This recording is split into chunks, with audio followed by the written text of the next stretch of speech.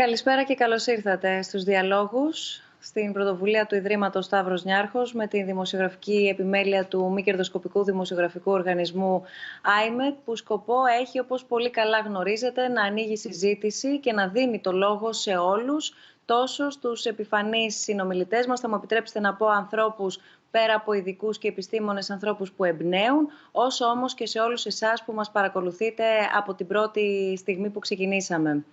15-16 του μηνός Τετάρτη, βρισκόμαστε σχεδόν 10 μέρες πριν από τα Χριστούγεννα.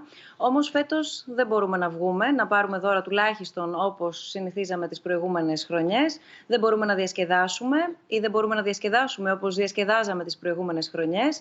Δεν μπορούμε να κυκλοφορήσουμε σίγουρα πάντως μέχρι αργά τη νύχτα ή να συναντηθούμε με τα αγαπημένα μας πρόσωπα γύρω από το γιορτινό τραπέζι. Βρισκόμαστε σε καραντίνα, για δεύτερη μάλιστα φορά, μέσα σε μόλις 9 μήνες.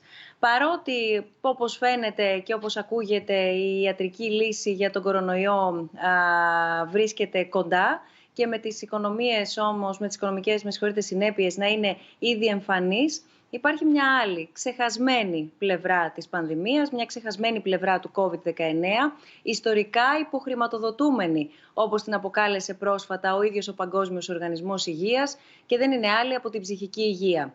Έτσι σήμερα εδώ στους διαλόγους θέλουμε να δούμε πώς επηρέασε τον ψυχισμό μας μία χρονιά κατά την οποία ο κορονοϊός καθόρισε τη ζωή όλων μας, αλλά και να αναρωτηθούμε πώς μπορούμε να βγούμε νικητές από αυτή την πρωτόγνωρη περιπέτεια. Για να τα συζητήσουμε όλα αυτά, σήμερα έχουμε τη χαρά και την τιμή να έχουμε μαζί μας τη συγγραφέα και καθηγήτρια ψυχολογίας, κυρία Φωτεινή Τσαλίκογλου. Ευχαριστούμε θερμά που είστε μαζί μας. Καλώς ήρθες, Φωτεινή, αν μου επιτρέπεις τον ενικό. Ευχαριστώ πολύ, Άννα. Αδειμονώ για την συνομιλία αυτή που θα κάνουμε, η οποία, ομολογώ, δεν είναι καθόλου εύκολο. Με έχει δυσκολέψει και εμένα πολύ αυτή η εποχή, όπως όλο τον κόσμο. Και θα δούμε πώς θα μας πάει αυτή η συζήτηση. Αν μπορώ να πω δύο λόγια έτσι εισαγωγικά για τις έννοιες που θα χρησιμοποιήσουμε εδώ. Καταρχήν να πω ότι ο ψυχισμός μας είναι παιδί του διαλόγου και δεν μπορεί παρά να είναι παιδί του διαλόγου, γιατί από την πρώτη στιγμή που γεννιόμαστε είμαστε κομμάτι μιας σχέσης. Αυτό που λέμε μωρό δεν υπάρχει από μόνο του, υπάρχει μόνο σαν κομμάτι μιας σχέσης της μητέρας του ή του υποκατάστατού της, και για να υπάρχει λοιπόν ένα εγώ, και έχει πολύ σημασία αυτό να το δούμε, δεν μπορεί να υπάρχει το εγώ, ταυτότητα, χωρίς την εταιρότητα. Από αυτή λοιπόν την αρχική συνθήκη που μας συγκροτεί σαν ανθρώπινα υποκείμενα, μπορώ να πω, από εδώ απορρέουν όλες οι δυσκολίες, κάποιες φορές οι απογνώσεις, αλλά και η ομορφιά που σημαδεύουν τις περιπέτειες του ψυχισμού μας. Έχει σημασία αυτό να το έχουμε κατά νου, όπως και ένα λεπτό να πω πώς αντιλαμβάνομαι την έννοια της ψυχικής υγείας. Να πούμε ότι σε όλες τις ερωτήσεις που θα μοιραστούμε εδώ μαζί, να έχουμε κατά νου ότι ο ψυχισμός μας είναι απρόβλεπτος, δεν είναι ενιαίος, δεν είναι συμπαγής, μας επιφυλάσσει εκπλήξεις στις αντιδράσεις του, είναι αντιφατικός, και αυτή η στρεσογόνα, η εμβληματική συνθήκη που ζούμε, αυτή του πρωτόγνωρου αυτού φαινομένου της πανδημίας, μας φέρνει σε επαφή με πολύ φωτεινά και πολύ σκοτεινά κομμάτια του ψυχισμού μας. Και ψυχική υγεία, πώς να την ορίσουμε? Υπάρχουν χιλιάδες ορισμοί. Αναφέρθηκες, Άννα, στον Παγκόσμιο Οργανισμό Υγείας. Ο Παγκόσμιος Οργανισμός ορίζει την ψυχική υγεία σαν την ικανότητα που έχει ένας άνθρωπος να ανταπεξέρχεται σε αντιξοότητες, να συνάπτει δεσμούς και να επενδύει στο μέλλον. Καταλαβαίνουμε πώς όλα αυτά έχουν την ακτή στον αέρα, αλλά εγώ για τη συζήτησή μας θα προτιμήσω ένα πολύ πιο απλό ορισμό, μόλις 2 λεξούλες για την ψυχική υγεία. Ο Φρόιντ λέει ότι η ψυχική υγεία είναι η ικανότητα να αγαπάμε και να εργαζόμαστε. Και αδειμονώ να δω με πώς αυτή η δυσκολία σήμερα στο να αγαπάμε και να εργαζόμαστε, τι αποτύπωμα αφήνει στον ψυχισμό μας.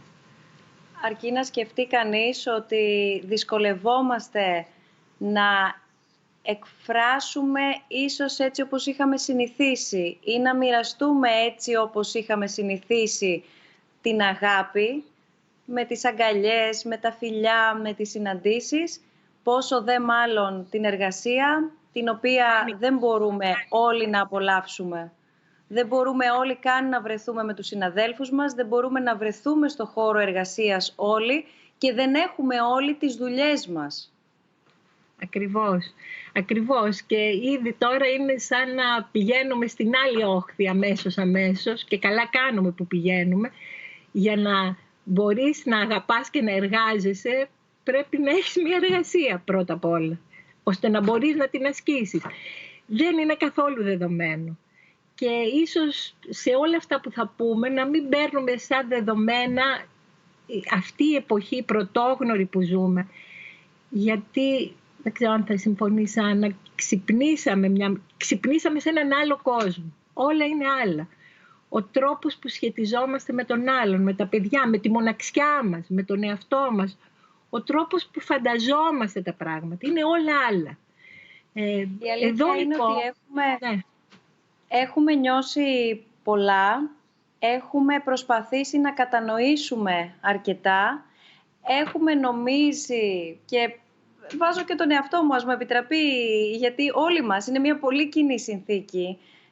Έχουμε νομίσει ότι έχουμε βγάλει κάποια συμπεράσματα, κάπου στην πορεία τα έχουμε αναθεωρήσει, θέλουμε να σταθούμε όρθιοι, υγιείς, δυνατοί, θέλουμε να σταθούμε επίσης όλοι μαζί και περιμένουμε πώς και πώς το μετά. Θα προσπαθήσουμε να τα βάλουμε όλα λοιπόν σε...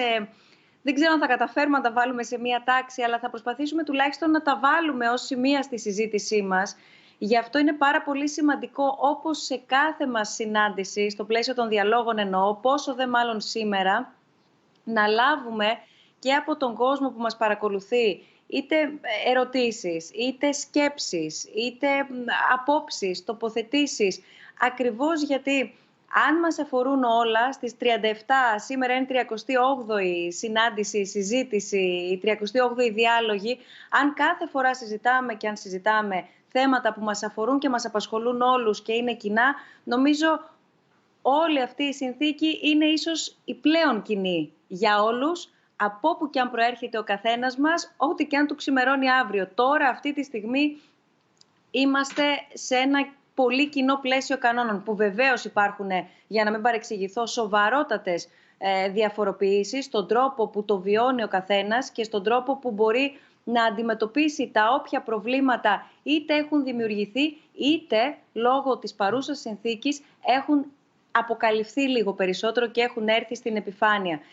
Θα τα συζητήσουμε όλα αναλυτικά, σε μια πραγματικά πολύ ενδιαφέρουσα συζήτηση, έχω την αίσθηση, και προσωπικά περιμένω πώς και πώς να ανοίξουμε την κουβέντα μας φωτεινή. Να σημειώσω σε αυτό το σημείο ότι θα συναντήσουμε κατά τη διάρκεια της συζήτησής μας και τον Διευθυντή Ψυχιατρικής Ακριβίας του Πανεπιστημίου Κολόμπια, Σάντερ Μάρξ, καθώς επίσης και τον πρόεδρο του Child Mind Institute, Harold Koplevitz. Έχει πολύ μεγάλη σημασία να δούμε και αναηλικία πώς βιώνουμε διαφορετικά όλη αυτή την συνθήκη, ενώ θα ακούσουμε και όσα μας έχει πει ο πρόεδρος του Ιδρύματος Σταύρος Νιάρχος, Ανδρέας Δρακόπουλος. Ας μην ξεχνάμε ότι από την πρώτη στιγμή, στην πολύ μεγάλη στήριξη που από την πλευρά του εκπώνησε και υλοποίησε και υλοποιεί σταδιακά μέσω του αντίστοιχου προγραμματισμού, το Ίδρυμα Σταύρος Νιάρχος έδωσε ιδιαίτερα μεγάλη έμφαση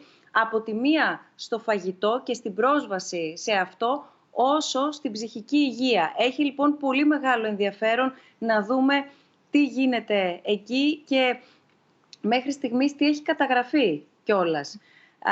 Όπως είπα όμως και νωρίτερα, είναι πάρα πολύ σημαντικό, το γνωρίζετε ήδη, στη συζήτηση να έχουμε και όλους εσάς που μας παρακολουθείτε διαδικτυακά, να κάνετε τις παρεμβάσεις σας, να στείλετε τις ερωτήσεις και τα σχόλιά σας, είτε μέσω του site μας, snfdialogues.org, /questions, αλλά και μέσω των social media. Μας βρίσκεται τόσο σε Facebook όσο και σε Instagram, στο λογαριασμό μας SNF Dialogues. Λοιπόν, περιμένουμε να τα βάλουμε όλα κάτω.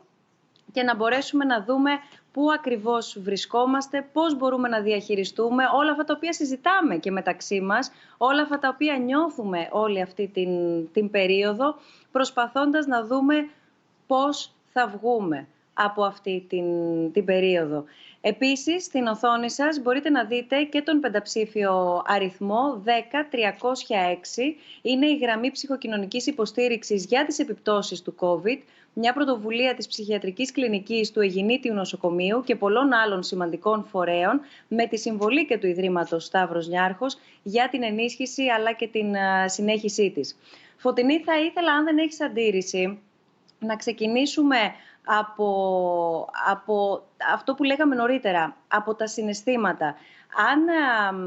Αν ρίξουμε μία ματιά και έχοντας συνομιλήσει και αυτές τις ημέρες, καθώς προετοιμαζόμασταν για τη σημερινή μας συνάντηση και με τους γιατρούς και συγκεκριμένα με τον Μενέλαο Θεοδωρουλάκη, που είναι ο πρόεδρος της Ομοσπονδίας Ψυχικής Υγείας Αργό, που υποστηρίζει τη γραμμή που προανέφερα, 10306, τα συναισθήματα που εκφράζονται από τον κόσμο και καταγράφονται στη συγκεκριμένη γραμμή είναι ο φόβος για το άγνωστο, γιατί είναι πρωτόγνωρο αυτό που ζούμε. Είναι ο φόβος ότι κινδυνεύουν οι δικοί μας άνθρωποι. Είναι όμως και ο θυμός, είναι ο εκνευρισμός, ιδίως στους νέους. Είναι φυσικά η μοναξιά και η ολοένα αυξανόμενη αγωνία για θέματα διαβίωσης λόγω απώλειας εργασίας ή εισοδημάτων. Έρευνες επίσης αναφέρουν το αίσθημα κόπωσης και στασιμότητας, ιδίως το τελευταίο διάστημα. Να ξεκινήσουμε από το φόβο. Είναι και το πρώτο ίσως συναίσθημα που νιώσαμε και μας συνοδεύει μέχρι και σήμερα. Είτε έχουμε και θυμό ταυτόχρονα, είτε έχουμε και κόπωση ταυτόχρονα και πολλά άλλα. Θα ήθελα να σε ρωτήσω πώς θα περιέγραφες, Φωτεινή, το φόβο για τον κορονοϊό και πώς μπορούμε να τον κατανοήσουμε και ενδεχομένως να προσπαθήσουμε να τον καταπολεμήσουμε κιόλας. Είναι παράξενο τι γίνεται με το φόβο, γιατί καταρχήν ο φόβος είναι και αυτός έχει δύο όψεις. Από τη μια είναι κάπου προστατευτικός, αλλά από την άλλη μπορεί πραγματικά να μας διαλύσει. Το είχα πει κάποτε ότι ο φόβος μπορεί να είναι μια φυλακή υψηλής ασφαλείας, όπου κλεινόμαστε μέσα και για να προστατευτούμε αναγορεύουμε τον άλλον, τον ξένο δηλαδή, τον αναγορεύουμε εχθρό μας, διχάζεται ο κόσμος όλος σε καλά και κακά αντικείμενα. Αυτή είναι η καταστροφική όψη του φόβου. Υπάρχει όμως και η άλλη όψη του φόβου, που μπορεί να μας ενώνει, να δημιουργεί δηλαδή μια κοινότητα, μπορώ να πω, φοβισμένων ανθρώπων. Σκεφτόμουν, αν μπορώ, αυτό θα ήθελα κάποια στιγμή να το πω οπωσδήποτε στη συζήτησή μας, ότι ο ίδιος ο πολιτισμός μας μπορεί να γεννήθηκε από ένα συναίσθημα φόβου και έγνοιας σε ένα συνάνθρωπό μας. Είναι μια καταπληκτική ιστορία που λέει η ανθρωπολόγος η Μάργαρετ Μίντ, ότι η γέννηση, πότε ξεκινάει ο πολιτισμός μας? Δεν ξεκινάει ούτε όταν βρέθηκαν, λέει, τα κυνηγητικά όπλα ή διάφορα έργα τέχνης. Σαν αρχή του πολιτισμού θεωρεί ότι ήταν ένα οστό τραυματισμένο ηλικίας 15.000 ετών, που κάποιος έδεσε, κάποιος έσπασε το μυριαίο οστό του και αυτό το μυριαίο οστό δέθηκε από κάποιον άλλον. Κάποιος δηλαδή ένιωσε ένα κοινό φόβο να τον ενώνει με τον συνάνθρωπό του που είχε το σπασμένο οστό. Έσκυψε, το έδεσε, γιατί στο ζωικό βασίλειο ένα σπασμένο πεθαίνεις με ένα σπασμένο κόκαλο. Εκεί πέρα ο άνθρωπος αυτός σώθηκε μέσα από την έγνοια και τη φροντίδα ενός συνάνθρωπου του, που λέω εγώ ότι ο συνάνθρωπος αυτός θα ένιωσε βλέποντας το σπασμένο κόκαλο του συνανθρώπου του. Ίσως ένιωσε ότι μια κοινή μοίρα, ένας κοινός φόβος τον ενώνει μαζί του. Και φροντίζοντάς τον, φροντίζει ταυτόχρονα και αμβλύνει και τον δικό του φόβο. Ίσως είναι μια ωραία ιστορία για να μας πει τι μπορεί να κάνει η ενσυναίσθηση. Δεν είναι απλώς ένα αλτρουιστικό συναίσθημα, είναι κάτι πολύ περισσότερο. Είναι κάτι πολύ περισσότερο που ενδυναμώνει και τον ίδιο τον εαυτό μας και μας κάνει να σκεφτούμε τι σημαίνει τελικά άνθρωπος. Ότι εκεί απάνω μπορούμε να αντιληφθούμε την έννοια και του πολιτισμού και του ανθρώπου. Και νομίζω αυτή η εποχή,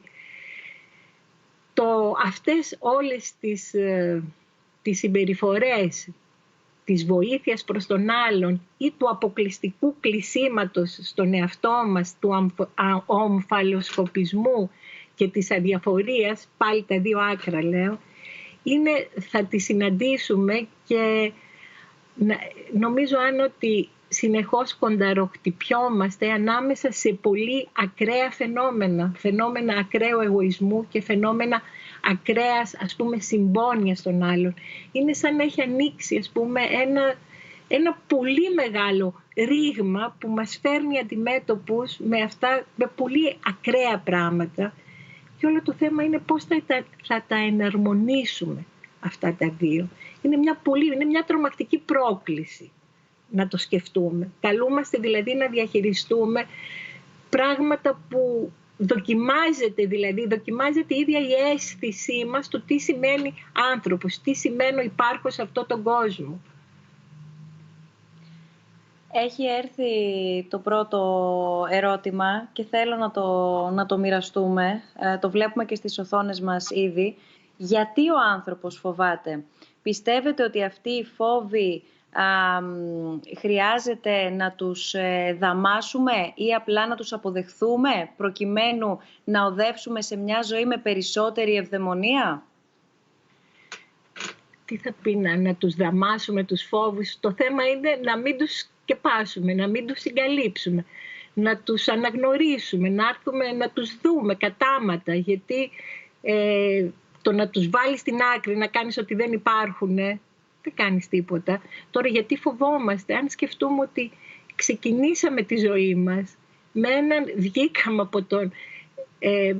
από τον ενδομήτριο παράδεισο, με ένα κλάμα βγήκαμε, με ένα φόβο ότι εγκαταλείπουμε κάτι και προχωράμε κάτι που μπορεί να εμφανίζεται σαν τόπος ταλπορής, παραδεισένιος τόπος, μιλώ για την ενδομήτρια ζωή, και με ένα κλάμα βγαίνουμε σε ένα εξωτερικό περιβάλλον άγριο, με ήχους, με θόρυβους, με φώτα.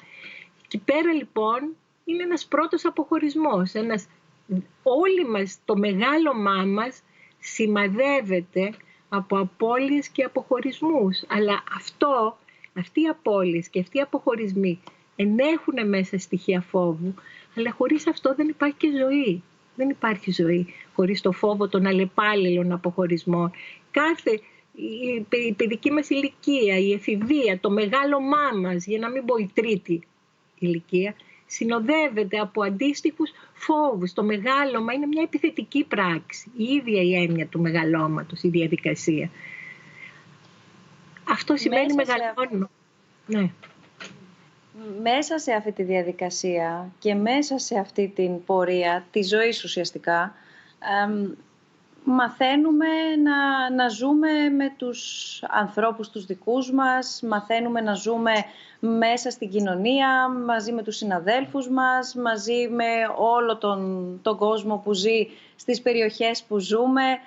Τα περιοριστικά μέτρα που επιβλήθηκαν για την προστασία μας από τον κορονοϊό είναι κυρίως μέτρα που από την πρώτη στιγμή επέβαλαν την απόσταση μεταξύ μας. Το ανθρώπινο άγγιγμα, η αγκαλιά που λέγαμε νωρίτερα, η συνάντηση είναι πλέον απαγορευτικά.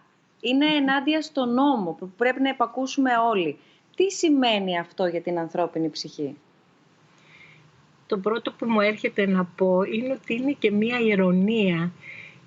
Μας πλησιάζει, αυτές οι συμπεριφορές μας πλησιάζουν στην άλλη όχθη, γιατί υπάρχουν άνθρωποι που πάσχουν ψυχικά και το κεντρικό του σύμπτωμα είναι ένας φόβος εγκύτητας. Ο φόβος εγκύτητας χαρακτήριζε και χαρακτηρίζει μια ομάδα ψυχικά πασχόντων συνανθρώπων μας, που το κύριο χαρακτηριστικό τους είναι ο φόβος εγκύτητας. Ή αυτό τώρα που συνεχώς πλένουμε τα χέρια, έτσι, συνεχώς, είναι μια ιδεοψυχαναγκαστική καταντάει κίνηση που βασάνιζε πάρα πολλούς ανθρώπους που πάσχουν από ιδεοψυχαναγκαστικές διαταραχές.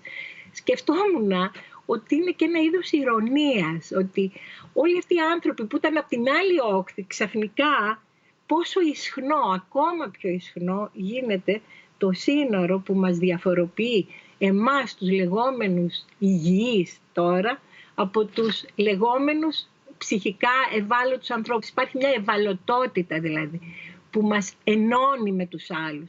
Και αυτό θα μπορούσε να ήταν άλλο ένα στοιχείο, η κοινότητα των ευάλωτων ανθρώπων, άλλο ένα στοιχείο να υποδαβλήσει τον ανθρωπισμό μας, ό,τι και αν σημαίνει αυτό. Ένα από τα μεγαλύτερα προβλήματα που έφερε στην επιφάνεια η πανδημία, μας έχει στείλει ένας φίλος ή μία φίλη, ελπίζω να το δούμε κιόλας στις οθόνες μας, είναι η μοναξιά. Αυτό δηλαδή ακριβώς που συζητάμε τώρα, Φωτεινή, και που μας εξηγείς. Πώς αυξήθηκαν την ίδια περίοδο τα διαζύγια? Ένα πολύ ρεαλιστικό ερώτημα και ένα θέμα το οποίο έχει συζητηθεί αρκετά, ότι δηλαδή κατά την περίοδο του πρώτου κυρίως lockdown αυξήθηκαν τα διαζύγια, βγήκαν στην επιφάνεια προβλήματα, βγήκαν άλλα προβλήματα τα οποία εκτονώθηκαν εκεί και πήραν αυτή τη μορφή. Τι είναι αυτό που φαίνεται να μας απομακρύνει αντί να μας ενώνει κατά τη διάρκεια μιας ισχυρής κρίσης? Για να το διαβάσω και ολοκληρωμένο το μήνυμα όπως το έχουμε λάβει. Δεν θα έβαζα τα διαζύγια σαν σύμπτωμα μοναξιάς. Καμιά φορά μπορεί να είναι και το αντίθετο.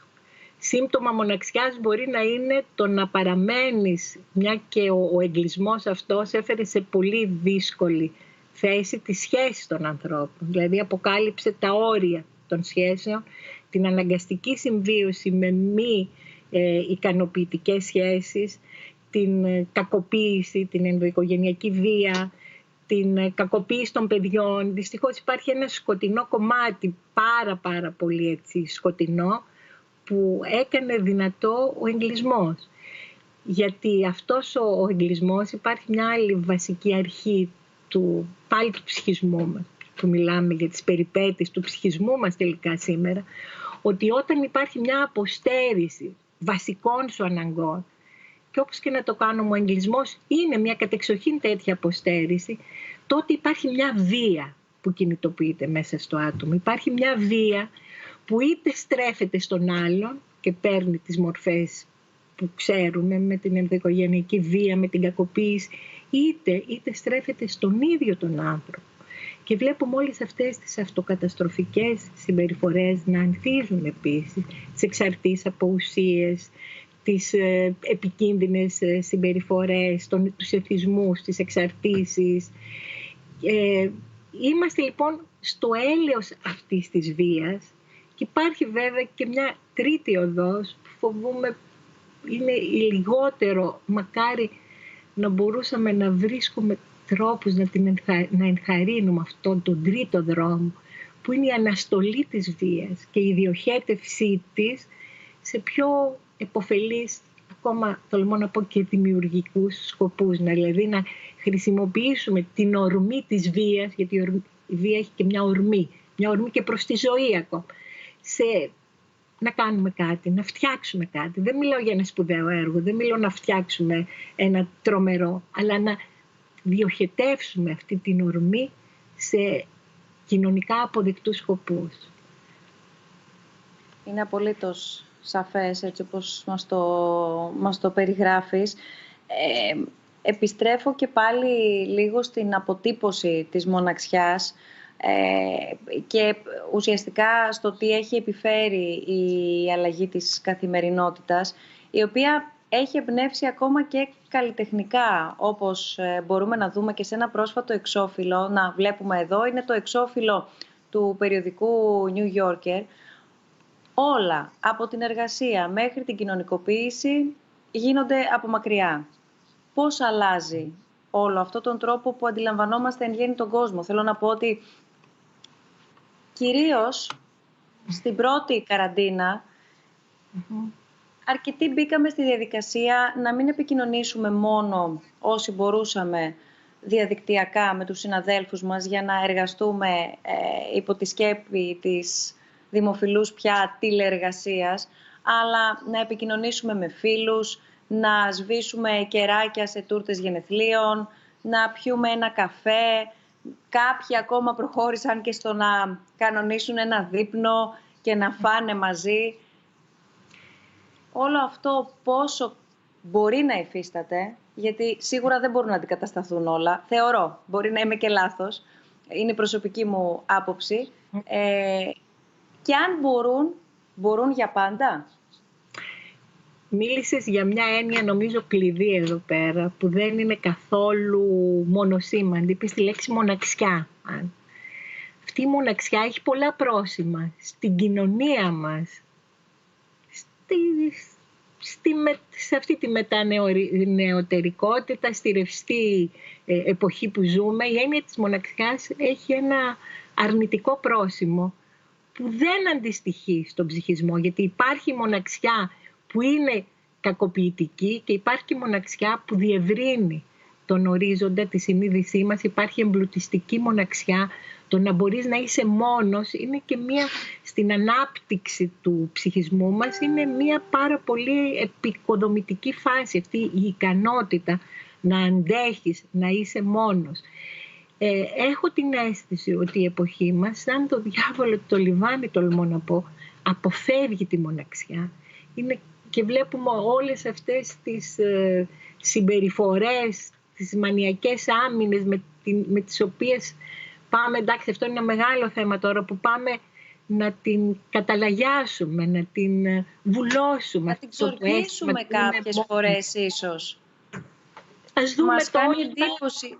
Τα μαγαζιά, όλα αυτά, ο χαμός που γίνεται μόλις ανοίξουν τα μαγαζιά, δηλαδή μια αίσθηση δηλαδή ότι έτσι καταπολεμάμε το άγχος του θανάτου.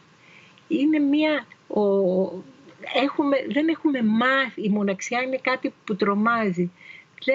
Δεν έχουμε, η κουλτούρα μας δεν ευνοεί το θετικό κομμάτι της μοναξιάς, γιατί το είμαι μόνος δεν σημαίνει απαραίτητα ότι υποφέρω. Μπορεί να είναι και μια επιλογή, ένα κομμάτι να ζήσω μόνος και μετά να με κάνει να είμαι ακόμα πιο διαθέσιμος στον άλλον. Το είμαι μόνος υποδαβλίζει ακόμα και τη διαθεσιμότητα μετά απέναντι στον άλλον. Είναι λοιπόν μια εποχή που μαζί με την μελαγχολία αποφεύγει, και εκεί αγγίζουμε νομίζω ένα θέμα που σίγουρα θα μας θέσουν οι ακροατές μας, πώς να τους πω, ακροατές ή τηλεθεατές, δεν ξέρω. Άννα.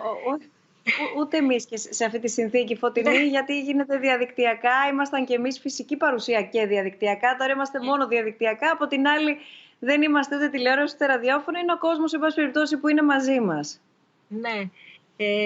Πώς διαχειριζόμαστε, η μοναξιά συνδέεται με ένα άλλο τεράστιο θέμα, το θέμα του πένθους, που μπαίνει επιτακτικά στο προσκήνιο μέσα από την πανδημία. Και πώς το διαχειριζόμαστε και πόσο, δηλαδή αυτή εμένα προσωπικά, αν μπορώ να ομολογήσω, αυτό που με τάραξε από την αρχή, από την πρώτη στιγμή, ήταν αυτή η αίσθηση του ασυντρόφευτου θανάτου με τον οποίο καλούμαστε σήμερα να ζήσουμε. Νομίζω ότι είναι πολύ άγριο πράγμα αυτή η υπονόμευση, το να πεθαίνει κάποιος χωρίς τιμές, χωρίς μια τελετουργία. Είναι σαν να μην έχει πεθάνει ο νεκρός μας. Και δεν συζητώ για το πώς πεθαίνει. Δεν μιλώ μόνο για αυτούς που πεθαίνουν από COVID, που είναι τραγικές οι εικόνες. Μιλώ και για όλους αυτούς που έχει τύχει να πεθάνουν αυτό το διάστημα και δεν μπορούν οι δικοί τους να τους τιμήσουν όπως έχουμε συνηθίσει μέσα στην κουλτούρα, μέσα στον πολιτισμό μας.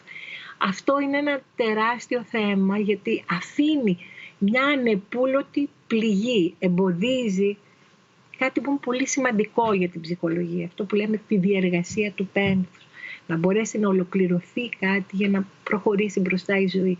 Δεν προχωράει μπροστά η ζωή όταν έχει μείνει ανολοκλήρωτο το πένθος. Είναι λοιπόν μια εποχή που εκτός όλων των άλλων, εκτός όλων αυτών που πεθαίνουν, είναι μια εποχή που αφήνει το πένθος ανολοκλήρωτο στους ανθρώπους.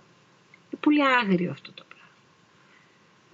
Και ταυτόχρονα κυριαρχεί η έννοια του θανάτου.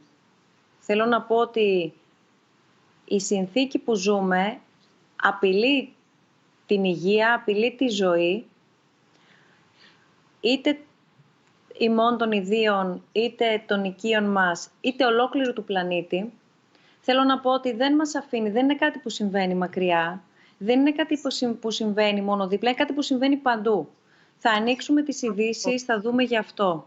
Θα έχουμε περιστατικά στο κοντινό μας περιβάλλον ή δεν θα έχουμε, αλλά θα είμαστε σε μια συνθήκη προστασίας από αυτό, προσπάθειας προστασίας από αυτό.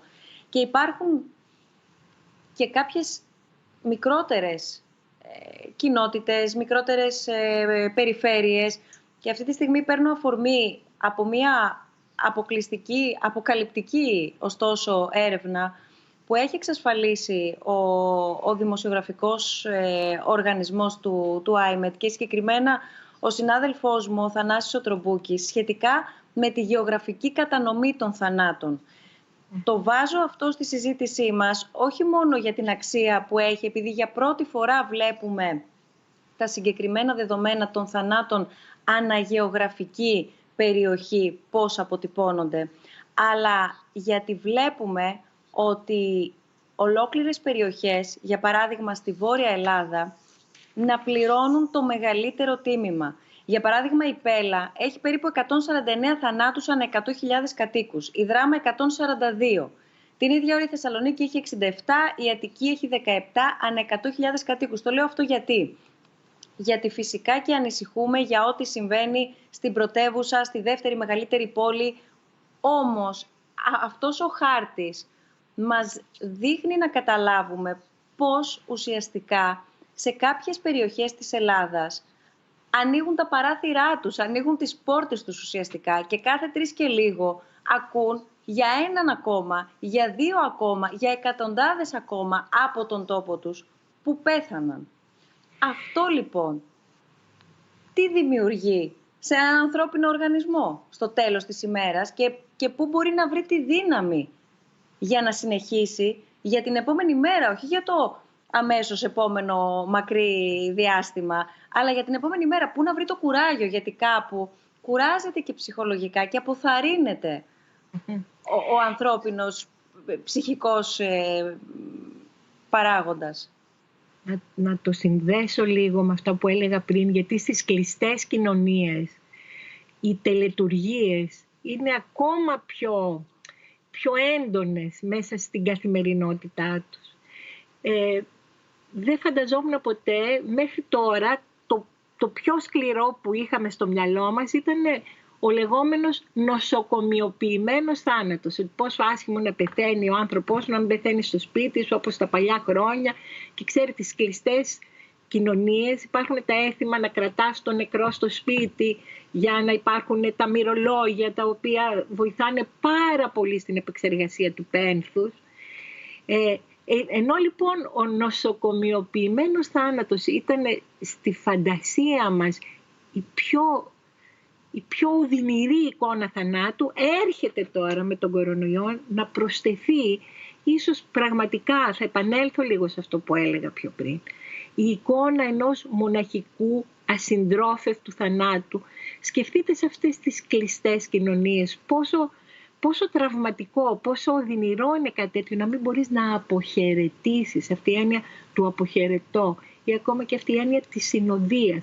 Πόσο πολύ εξημερώνει αυτό το φάντασμα που είναι το πιο τρομακτικό όλων των φαντασμάτων. Το φάντασμα του θανάτου μένει τώρα με την πιο τρομακτική του εικόνα να μας τυχιώνει. Πώς μπορούμε... θυμόμουν, λέει κάπου μια τρομακτική ιστορία, αναφέρει ο Γιάλομ σε ένα βιβλίο του για το θάνατο, ότι σε μια φυλή στις Ινδίες, τι κάνουνε σε κάποια φαράγγια ενός οροπεδίου, όταν πεθαίνει ένας νέος, οι γονείς αγοράζουν ένα πτώμα που σκάβουν εκεί από άλλους χωρικούς, μιας νέας κοπέλας που έχει πεθάνει, για να τη θάψουν μαζί με το γιο, για να μην είναι μόνος του ασυντρόφευτος ο νεκρός γιος του. Σκέψου το λίγο αυτό, τι μας λέει. Είναι τρομερό. Όλες αυτές οι εικόνες που συνηθίσαμε, δηλαδή αυτές είναι πώς θα τις τακτοποιήσουμε μέσα στο συλλογικό μας φαντασιακό. Εικόνες με τα καμιόνια, με τα σφραγισμένα φέρετρα. Κάποιος έλεγε, νομίζω στον Πέργαμο, ότι πέθανε ο μπαμπάς του και ήθελε να τον θάψουν με τη στρατιωτική στολή του. Πήρε λοιπόν, ήταν η τελευταία του επιθυμία, πήρε λοιπόν τη στολή του και του τη στείλανε πίσω, γιατί δεν επιτρέπεται να ντύνονται οι νεκροί. Μπαίνουν σε σακούλες, φραγίζονται και δεν υπάρχει αυτή η δυνατότητα. Είναι ανελαίητο αυτό το πράγμα. Χρειάζεται πολύ αντοχή, χρειάζεται χρόνος και κυρίως χρειάζεται μία ενδυνάμωση στο αυτά όλα να μην κρατηθούν μέσα, να μπορέσουν να ρηματοποιηθούν. Αλλιώς το αμίλητο αυτού του πένθους, Άννα, αρρωσταίνει. Το αμίλητο αρρωσταίνει. Αυτό το αμίλητο αρρωσταίνει το κρατώ σχεδόν σε κάθε ερώτημα που θέλω να θέσω σήμερα, Φωτεινή, γιατί πολλοί έχουμε αναρωτηθεί μέσα μας ποιο είναι και αυτό το λεπτό σημείο που πρέπει να μιλήσουμε και λίγο παραέξω, πέρα από τον εαυτό μας, αν έχουμε καταφέρει να μιλήσουμε στον εαυτό μας, γιατί είναι και αυτό το στάδιο. Πρέπει να προσπαθήσουμε να επιστρέψουμε στην παλαιά κανονικότητα, ρωτάει ένας φίλος ή φίλη στο ερώτημα που βλέπουμε ήδη στην οθόνη μας, ή πρέπει να αποδεχθούμε ότι η πανδημία είναι ένα από τα σημάδια ότι μπαίνουμε σε μια μεταανθρώπινη εποχή?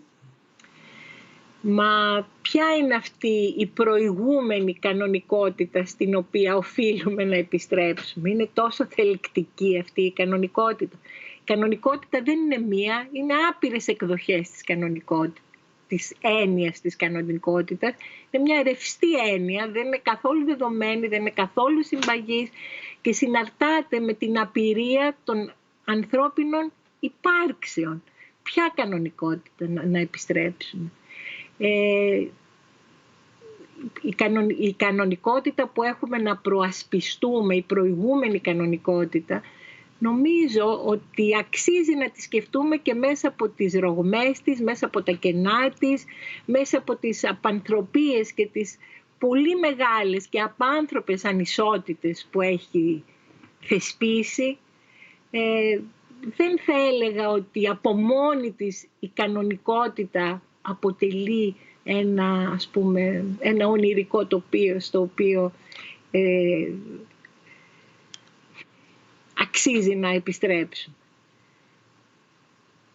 Μάλλον, και δεν ξέρω αν το εκτιμώ και αν το αποτυπώνω σωστά, θα πρέπει να αναθεωρήσουμε στη συνέχεια των όσων μας περιέγραψε Φωτεινή τι εστί κανονικότητα και μήπως όλο αυτό που ζούμε, όχι ατόφιο, αλλά σίγουρα έχει στοιχεία της κανονικότητας. Μήπως παρά είχαμε ωρεοποιήσει αυτό το οποίο θεωρούσαμε κανονικότητα, μήπως είχαμε θεωρήσει αυτόν ως άτρωτους, ως υπεράνω, που δεν ξέρω τελικά αυτό αν είναι δύναμη ή αν είναι μια αδυναμία που την κρύβουμε κάτω από το χαλάκι που λέμε. Και ένα τεράστιο όφελος, αν τολμώ να πω, είναι λοιπόν αυτό, η κατάρρευση αυτού του μύθου, του παντοδύναμου, του ανθρώπου που ορίζει τον εαυτό του, γιατί το πρώτο πράγμα που πλήττεται μέσα αυτή την πανδημία είναι η αίσθηση ότι δεν ορίζουμε πια τον εαυτό μας. Δεν έχουμε αυτό τον έλεγχο του εαυτού μας και κλονίζεται αυτός ο μύθος που είχε καλλιεργήσει η κουλτούρα μας, ότι τώρα όλα είναι δυνατά. Και έχει πολύ ενδιαφέρον ότι τι αντίκτυπο έχει αυτό στις ψυχικές διαταραχές. Ας πούμε, κάτι που έχει πολύ ενδιαφέρον και μπορούμε να το σκεφτούν πολλές φορές, είναι ότι η ψυχανάλυση όταν γεννήθηκε στην αρχή, ας πούμε, του 20ου αιώνα, η κατεξοχήν διαταραχή τότε ήταν η νεύρωση. Η νεύρωση μέσα σαν αποτέλεσμα μιας κοινωνίας που θέσπιζε πολύ αυστηρές απαγορεύσεις. Η ενοχή κυριαρχούσε τότε. Μετά το 50, μετά το 1960 άρχισε να καλλιεργείται η αίσθηση ότι όλα είναι δυνατά πλέον, ότι δεν υπάρχουν απαγορεύσεις. Και είναι πολύ ενδιαφέρον ότι η νεύρωση έδωσε τη θέση της στην κατάθλιψη. Γιατί ο άνθρωπος ένιωθε ότι όλα είναι δυνατά και αυτός ο καημένος δεν τα καταφέρνει. Είναι μεν όλα δυνατά, αλλά αυτός είχε ένα αίσθημα ανεπάρκειας. Και εκεί άρχισε τη θέση λοιπόν της κεντρικής διαταραχής, πήρε η έννοια της κατάθλιψης, σαν προϊόν της ανεπάρκειας του ανθρώπου, να τα βάλει με αυτό το ναρκισσιστικό, ας πούμε, πρόταγμα ότι όλα τα μπορείς εσύ, όλα είναι δυνατά. Είναι κάτι που έχουμε να το διαχειριστούμε τώρα και η πανδημία ήρθε αυτό το ιδεολόγημα του όλα είναι δυνατά και όλα τα μπορείς εσύ, το οποίο βεβαίως ήταν πλαστικό και πλασματικό, το τίναξε στον αέρα. Εξαιρετικά ενδιαφέρον αν αναλογιστεί κανείς το τι άγχη βιώνουμε καθημερινά, που λέμε δεν μπορώ να βγω έξω να πάρω τα δώρα που θα έπαιρνα άλλα Χριστούγεννα. Δεν μπορώ να στρώσω το τραπέζι έτσι όπως θα το έστρωνα άλλες χρονιές. Και τα λέμε αυτά την ίδια ώρα που και μας φοβίζει και μας αγριεύει ο θάνατος, όπως περιγράφαμε νωρίτερα, γιατί βγαίνει κατά το ίμιση αυτό που ζούμε τώρα και κατά το ίμιση το ότι εμείς δεν είμαστε ικανοί. Άρα δεν είναι ότι δεν είμαστε ικανοί, είναι ότι είναι λογικό να μην μπορούμε κάποια πράγματα, αναλογικά και με τις συνθήκες που υπάρχουν και μας περιβάλλουν γύρω μας. Ωστόσο με πιάνει και μια θλίψη, πώς να το κάνουμε, να βλέπω όλες αυτές τις ουρές να περιμένουν, να πάρουν ένα αντικείμενο. Έχεις την αίσθηση ότι εκείνη την ώρα όταν θα πάρουν το αντικείμενο είναι σαν να πιάνουν στα χέρια ένα κομματάκι ευτυχίας που στερήθηκαν από όλους αυτούς τις μήνες του εγκλισμού. Είναι λίγο, σου δημιουργεί ένα συναίσθημα λύπης. Καταλαβαίνω, γιατί δεν χρειάζεται να πω πιο πολλά λόγια, αλλά πραγματικά είναι πώς αντιλαμβάνεται, πώς οδηγούμαστε να αντιλαμβανόμαστε την έννοια της ευτυχίας. Το είχα συνοψίσει κάποτε λέγοντας να ξοδεύουμε χρήματα που δεν έχουμε για να αγοράζουμε αντικείμενα που δεν έχουμε ανάγκη, για να κάνουμε να μας θαυμάζουν άνθρωποι που δεν αγαπάμε. Και αυτό κάποιοι να το λένε ευτυχία. Αυτό μου δημιουργεί μια λύπη. Αυτή η αίσθηση μιας τέτοιας εκδοχής ευτυχίας. Σύμφωνα με επίσημα στοιχεία, πολύ έντονες εκδηλώσεις στρες λόγω της πανδημίας εμφανίζουν τα παιδιά, εμφανίζουν οι ψυχικά ασθενείς, οι ηλικιωμένοι και οι ασθενείς βέβαια με επικείμενα νοσήματα, καθώς επίσης οι πρωταγωνιστές της πρώτης γραμμής, οι νοσηλευτές και οι γιατροί. Θα ήθελα να ξεκινήσουμε από το τέλος, από τους νοσηλευτές, τους γιατρούς και τους ηλικιωμένους, οι οποίοι μάλιστα σημειώνουν και τα μεγαλύτερα ποσοστά μετατραυματικού στρες, σύμφωνα πάντα με τις έρευνες που διαβάζουμε καθημερινά. Θέλω να δούμε μία φωτογραφία, την οποία μας επεσήμανες ότι θα ήταν πολύ χρήσιμο, Φωτεινή, να εντάξουμε στη σημερινή μας συζήτηση. Αυτή η φωτογραφία έχει τραβηχτεί από ένα νοσοκομείο στο Τέξας πριν από λίγες εβδομάδες. Μας ζήτησες να τη σχολιάσουμε και μαζί σήμερα και βλέπουμε εδώ πέρα να ενώνεται ένας γιατρός με έναν ασθενή, ένας νέος με έναν ηλικιωμένο, από διαφορετικές θέσεις, αλλά ταυτόχρονα με έναν κοινό εχθρό. Σαν αυτό που μας περιέγραφες και στην αρχή, αν το λέω σωστά. Δεν είναι συγκλονιστική αυτή η φωτογραφία? Πρέπει να σας πω ότι όταν την είδα, ένα από τα πράγματα που άλλαξαν σε μένα με την πανδημία είναι ότι έκανα Facebook.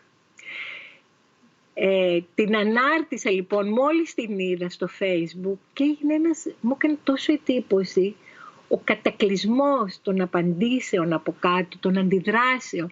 Τι είναι αυτό λοιπόν, σκέφτηκα, που κινητοποιεί, τι μας κινητοποιεί σε αυτή τη φωτογραφία?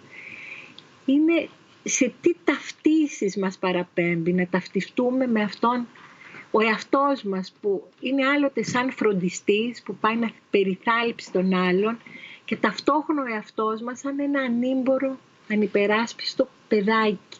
Και τα δύο. Μπορούμε να αντιληφθούμε τον εαυτό μας και μέσα από αυτές τις δύο εκδοχές. Είναι πολύ συγκλονιστική. Αυτή η εποχή μας ανοίγει ρήγματα απίστευτης συμπόνιας και απίστευτης τρυφερότητας μαζί με την αγριάδα που ανήκει.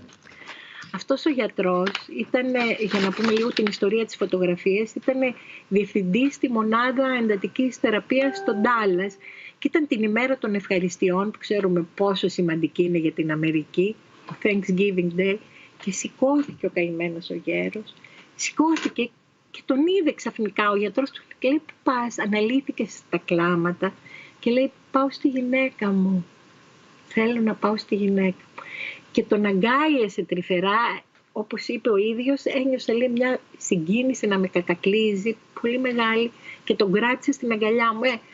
Αυτή η αγκαλιά, το να μπορεί να υπάρχει σήμερα, τη βρίσκω συγκλονιστική. Την άλλη μεριά, μην κρύβουμε, δεν συγκαλύπτεται η οδύνη που νιώθουν αυτοί που είναι στην πρώτη γραμμή σήμερα, δηλαδή το υγειονομικό προσωπικό, το οποίο είναι στα όρια αυτού που λέμε του burnout, της εργασιακής εξουθένωσης. Πραγματικά, αυτός νομίζω ο γιατρός και πόσοι δικοί μας έλεγε πόσες ώρες το 24ωρο προσφέρει τον εαυτό του. Αλλά δεν χρειάζεται όμως τόσο πολύ, θέλει μια βοήθεια, δεν μπορούμε να εξαντλούμε έτσι τους ανθρώπους, να δοκιμάζουμε τις απεριόριστες αντοχές που έχουν.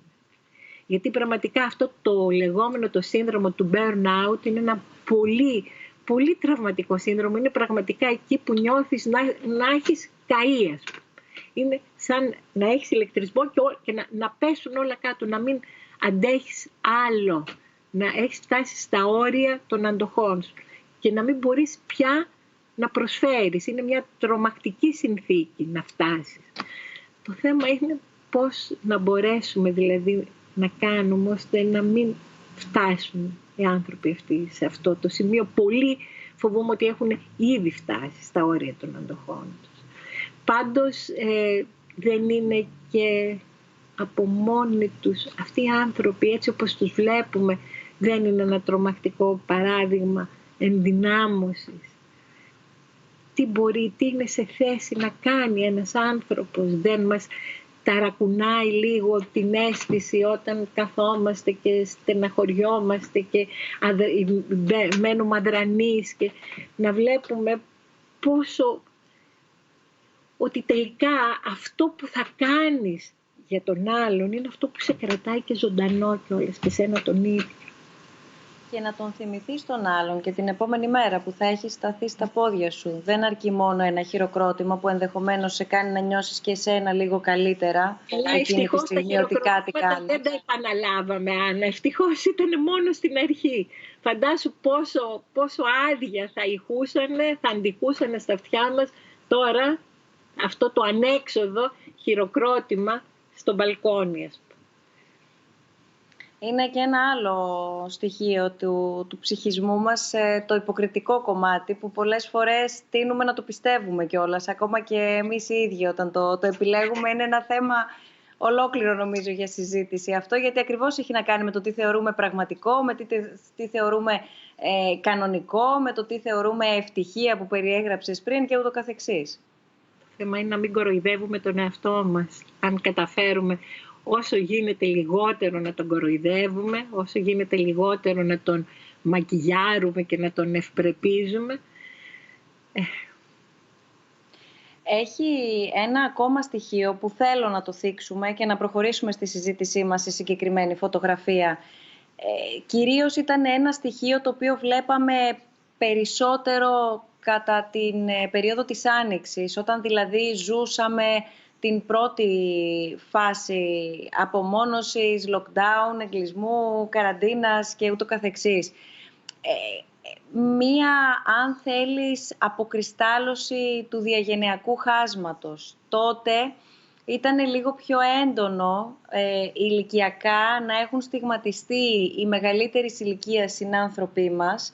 Μάλιστα είχαν γίνει και τότε κάποιες αναλύσεις, κάποιες μελέτες, κάποιες απόψεις είχαν αποτυπωθεί και αναπτυχθεί κυρίως από το εξωτερικό, όχι τόσο από την Ελλάδα, πόσο τείνει να στιγματιστεί η τρίτη ηλικία. Βέβαια, για να το πω και λίγο πιο ολοκληρωμένα, λίγους μήνες αργότερα είδαμε πώς έτεινε να στιγματιστεί η νεότερη ηλικία των εφήβων ή των εκεί, κοντά στα μετά το σχολείο χρόνια.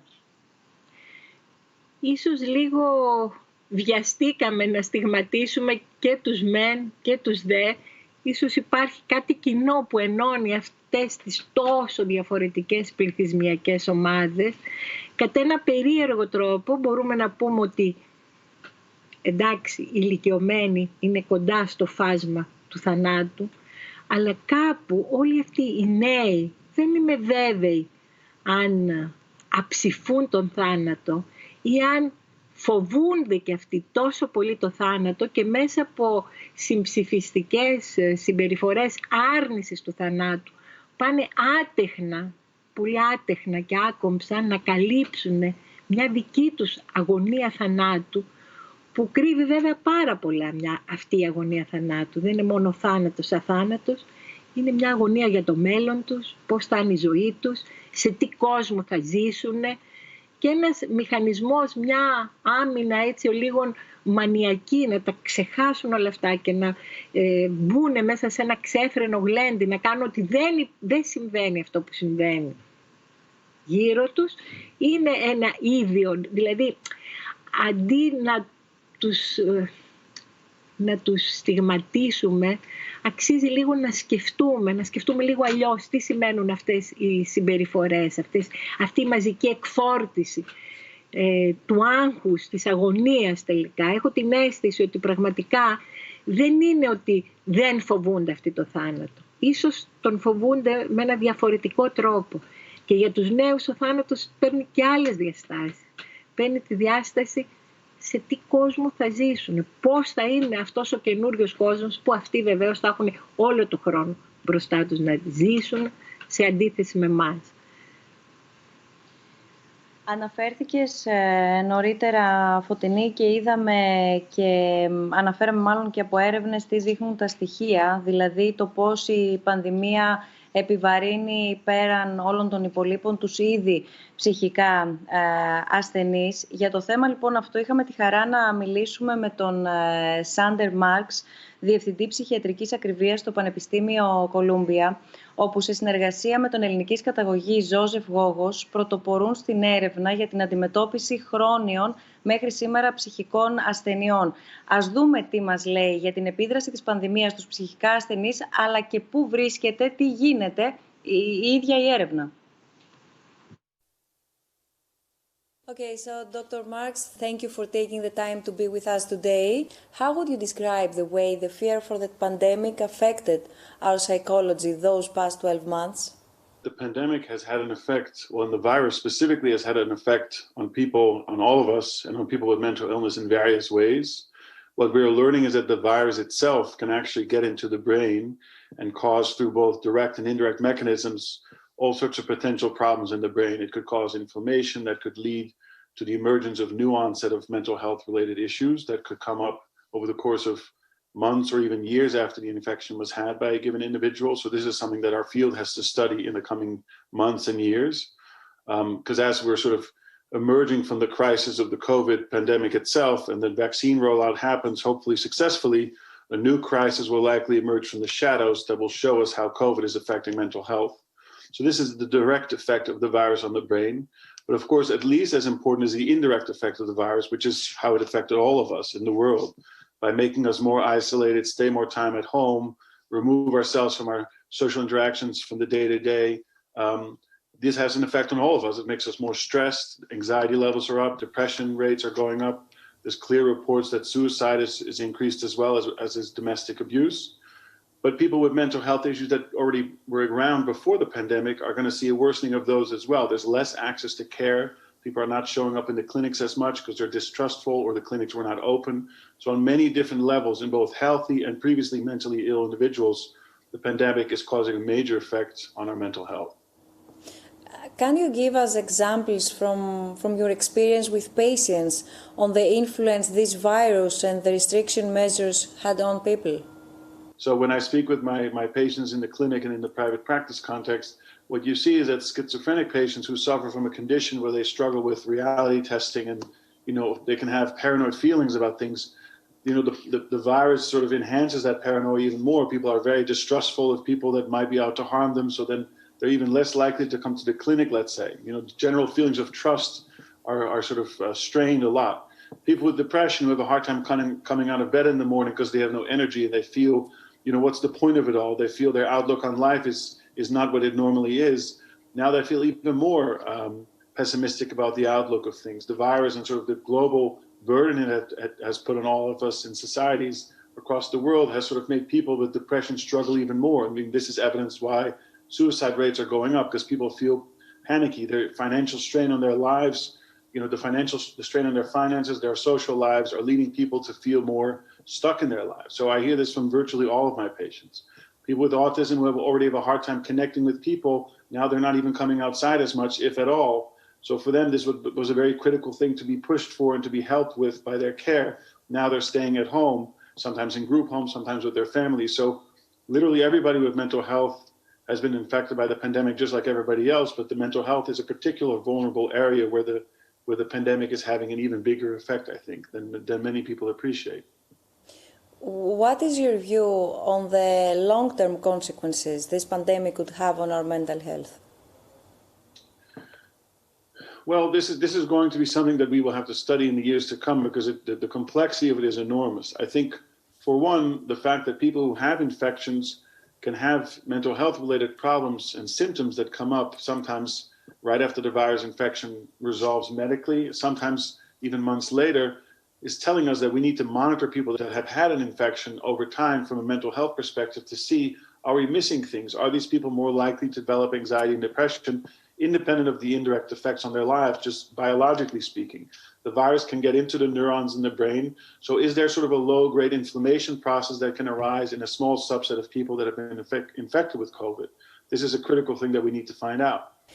Is there any positive side on the developments on mental health therapies because of the COVID-19 crisis and on the way people reevaluated their lives while on quarantine? Yeah, I do think there is a silver lining here that is worth pointing out. Of course, this is a very major challenge, this pandemic as a whole. But as we have seen, like you just said, reevaluating our lives is a positive thing for all of us. I think that the fact that we were all sort of forced to stop and reflect on the priorities in our lives and the things that matters most and what do we want to spend most of our time doing, the fact that a lot of us were forced to spend more time with our families is, of course, a good thing.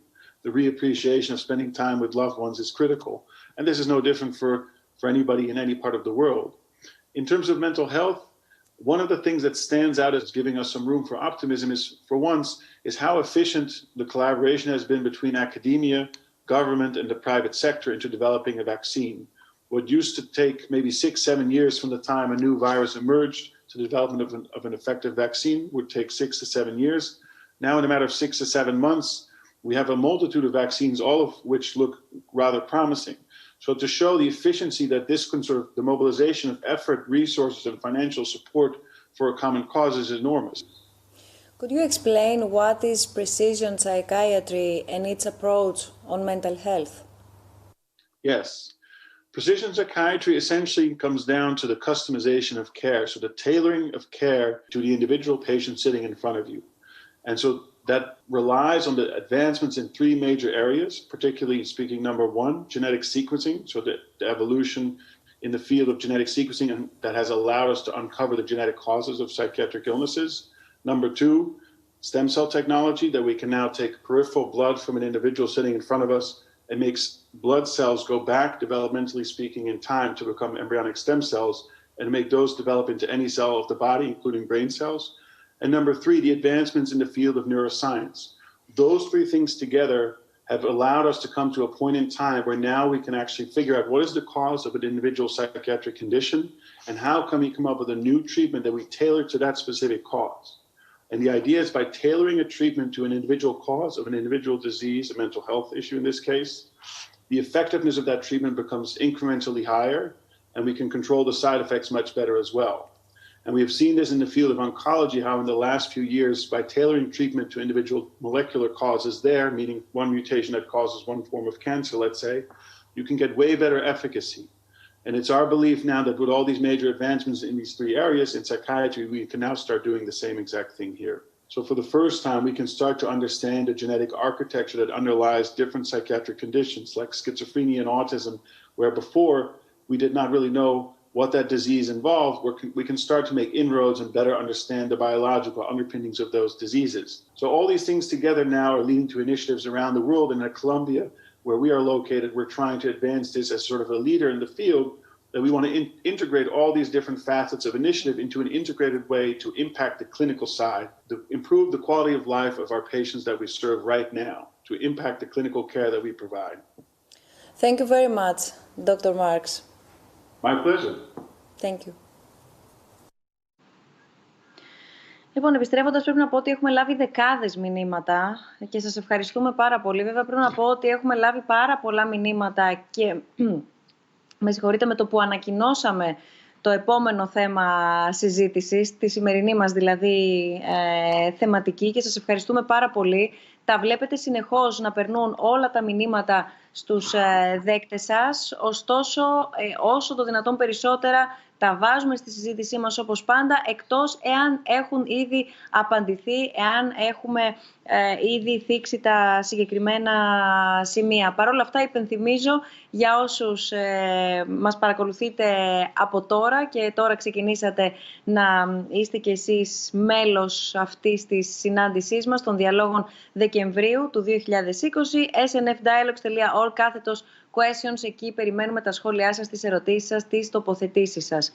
Φωτεινή, σε μία περίοδο που νιώθουμε σαφώς και με βάση τα όσα συζητάμε πιεσμένοι ψυχολογικά όλοι ανεξαιρέτως, υπάρχει και αν ναι, ποια και πότε αντιλαμβανόμαστε αυτή η πίεση να ξεπερνά το όριο και ποιο είναι το όριο? Ποια δηλαδή είναι η διαχωριστική γραμμή μεταξύ μιας θλίψης διαχειρίσιμης από εμάς τους ίδιους και πότε περνάμε σε μια κατάσταση όχι μη διαχειρίσιμη, αλλά όχι μη διαχειρίσιμη από εμάς αποκλειστικά, και καλό θα ήταν να απευθυνθούμε σε έναν ειδικό, να απευθυνθούμε σε έναν ψυχολόγο, να απευθυνθούμε σε έναν ψυχίατρο.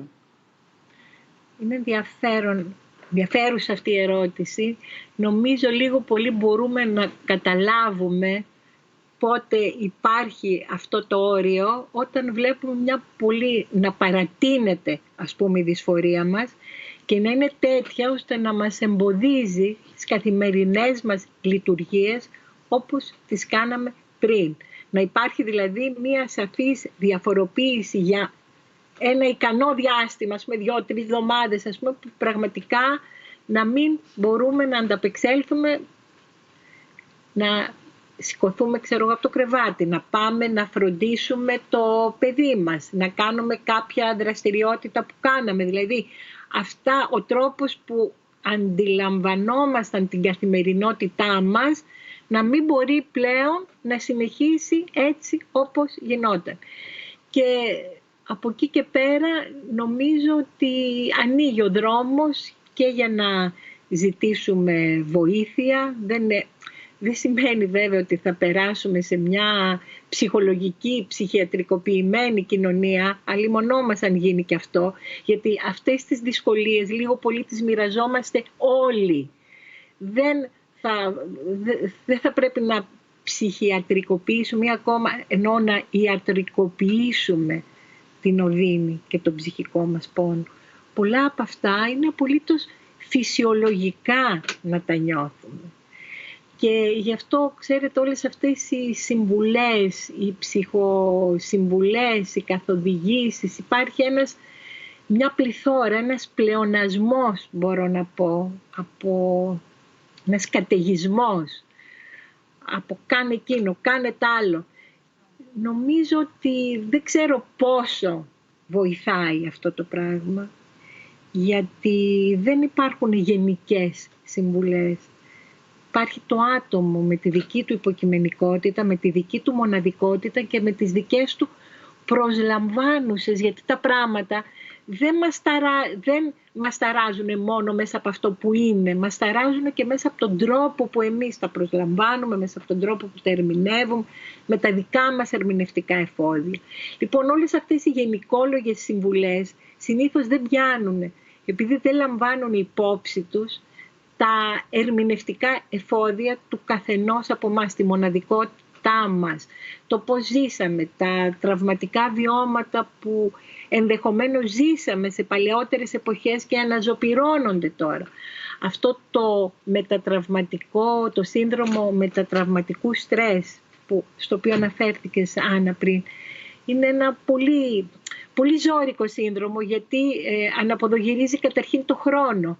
Ό,τι ζήσαμε είναι σαν να προεκτείνεται στο μέλλον, το ξαναζούμε στη φαντασία μας, το βλέπουμε το βράδυ στα όνειρά μας, σαν να είμαστε ανοιχτοί στο διηνεκές, σε ένα ανοιχτό, ανεπούλωτο τραύμα. Δεν μπορώ να είμαι πιο συγκεκριμένη και ίσως δεν κάνει να είμαι πιο συγκεκριμένη σε αυτό που με ρώτησες. Είναι απολύτως κατανοητό, νομίζω, στην ψυχή του καθενός και της κάθε μίας από εμάς, και νομίζω ότι κατανοήσαμε πώς ουσιαστικά θα αποφασίσουμε εμείς να ρίξουμε φως σε αυτή τη διαχωριστική γραμμή την οποία θα νιώσουμε. Είναι και κάτι άλλο που σπέβδω να το πω τώρα. Δεν μπορώ, υπάρχει, λέω, αυτός ο καταιγισμός των ψυχοκαθοδηγητών, τους βλέπουμε στη τηλεόραση συνέχεια. Ναι, με ένα αυτό, ναι. Αν μου επιτρέπεις, βλέπουμε ουσιαστικά το πόσα πράγματα, και καλά κάνουμε και τα βλέπουμε. Δεν είπαμε όλοι να κάτσουμε να κλαίμε τη μοίρα μας γιατί βρεθήκαμε σε αυτή τη συνθήκη. Για να το πω και λίγο εγώ πιο εκλαϊκευμένα και όχι επιστημονικά, αλλά βλέπουμε ότι στα 5 tips τι μπορώ να μαγειρέψω στο σπίτι και στα 5 tips τι μπορώ να φορέσω στο σπίτι για να είμαι και λίγο πιο ανανεωμένη, να νιώσω και λίγο καλύτερα. Βλέπουμε και 5 tips, ας πούμε, πώς θα νιώσω και καλύτερα. Και λίγο όλα αυτά περνάνε πέρα από το πολύ σοβαρό διαχωρισμό που κάνεις, ότι δεν μπορεί να πιάσουν όλα τα tips σε όλους τους ανθρώπους. Τι να κάνουμε, νούμερο 1. Νούμερο 2, δεν μπορεί να τα βάζουμε και όλα, δηλαδή ρούχα, ψυχική υγεία, ομορφιά και ευεξία με γευσηγνωσία, σε ένα, νομίζω... Εκείνο που δεν αντέχω είναι αυτό το ανέμελο ύφος, σαν να μην συμβαίνει τίποτα. Έλα μωρέ, θα το ξεπεράσουμε και αυτό, με μια καλή διάθεση, με θετική σκέψη, να σκεφτούμε κάτι θετικό. Όλα αυτά νομίζω δεν πείθουν. Δεν πείθουν και για να μην πω ότι κιόλας μπορεί να σου κάνουν και ένα κακό, γιατί τα έκανα όλα τα tips, αλλά εξακολουθώ να μην είμαι καλά. Αλλά κάτι σοβαρό άρα συμβαίνει με μένα. Όχι, δεν συμβαίνει κάτι σοβαρό με σένα. Ίσως θα συνέβαινε κάτι σοβαρό με σένα, αν με μια τέτοια ελαφρότητα έκανες τα 5 tips και ως διαμαγεία γινόσουν καλά, ας πούμε. Και δεν είναι κακό να νιώθουμε άσχημα. Νομίζω ότι πρέπει λίγο να το απενοχοποιήσουμε αυτό και να το αναγνωρίσουμε ως ένα στοιχείο του ότι δεν είναι φυσιολογικό να μην στενοχωριόμαστε, δεν είναι φυσιολογικό να μην κλεινόμαστε, δεν είναι φυσιολογικό να είμαστε αυτό ας μου επιτραπεί η έκφραση, αν και συμμερίζομαι πάρα πολύ τον κύριο Παπινιώτη αυτές τις μέρες που μας υπενθυμίζει τις ελληνικές λέξεις, αλλά έχει περάσει και αυτό στην ελληνική διάλεκτο, αυτό το happy. Είναι το happy, είναι μια ταυτότητα. Δηλαδή, ή είσαι ή δεν είσαι happy. Δεν έχω το δικαίωμα κάποιες ώρες να είμαι, κάποιες ώρες να μην είμαι, κάποιες περιόδους της ζωής μου να είμαι λιγότερο, περισσότερο ή με διαφορετικό τρόπο. Ίσως η πανδημία, όταν περάσει, που θα περάσουν όλα αυτά, να μας έχει βοηθήσει μέσα στις εκατόμβες που θα μας έχει δημιουργήσει, ίσως καταφέρει να μας κάνει να απαλλαγούμε από αυτή την τυραννία μιας τέτοιας ευτυχίας, μιας τέτοιας μίζερης θα έλεγα και κουτσής ευτυχίας, που εξορίζει από τον ορίζοντά της τη ρογμή, το ευάλωτο, την έλλειψη, όλα αυτά, την ευθραυστότητα, όλα αυτά που τελικά μας καθιστούν ανθρώπινα πλάσματα. Γιατί η ευτυχία έτσι όπως νοείται σήμερα, συγγνώμη αλλά θα το πω για μένα, έχει κάτι το απάνθρωπο, το μη ανθρώπινο. Ενώ η αψεγάδιαστη, η πληρότητα μιας δίθεν ευτυχίας που δεν έχει ρογμές, που δεν έχει διαρροές, που δεν έχει χάσματα. Νομίζω,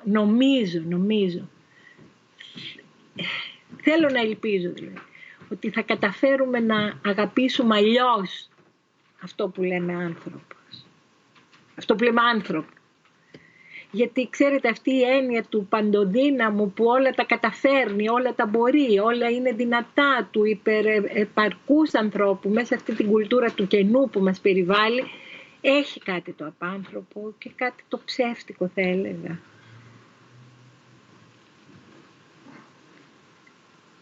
Πέρα από τα μηνύματα που διαβάζω, πρέπει να το περιγράψω γιατί δεν μπορούμε να το δούμε, πόσο καθυλωμένη όπως πάντα, αλλά ειδικά αυτή τη φορά είναι ολόκληρη η ομάδα. Δεν είμαστε πολλοί άνθρωποι εδώ μαζί, αλλά όσοι είμαστε για τις ανάγκες αυτής της συζήτησης, με τις μάσκες, ναι, με τις αποστάσεις, ναι, χωρίς να είμαστε φυσική παρουσία, ναι, έτσι όπως επιβάλλουν αυτές οι νέες συνθήκες, ταυτίζονται και ταυτιζόμαστε. Εγώ δεν ξέρω γιατί έβγαλα τον εαυτό μου απ' έξω με όλα όσα ακούμε σήμερα. Και προφανώς δεν είμαστε, γιατί και από μικρά δείγματα βλέπει κανείς, προφανώς δεν είμαστε οι ίδιοι άνθρωποι με ίδια βιώματα, με ίδιες συνήθειες, με ίδια γούστα.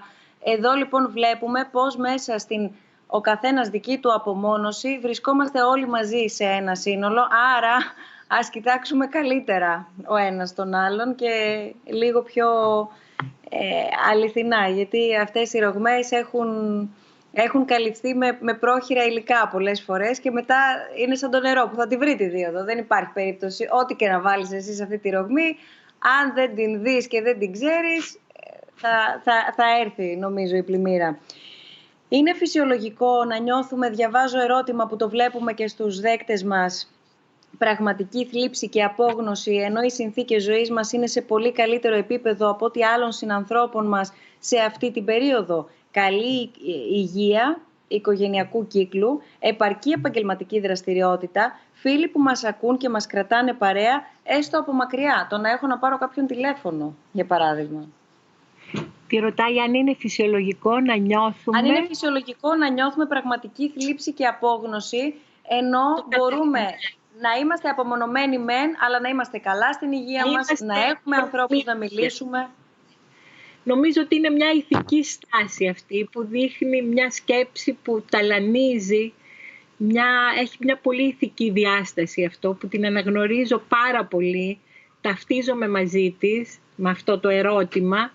Είναι, αν θέλεις λίγο, θυμίζει την ενοχή του επιβιώσαντος, ότι εγώ είμαι καλά, ενώ γύρω μου γίνεται χαμός και πώς μπορώ να το διαχειριστώ αυτό.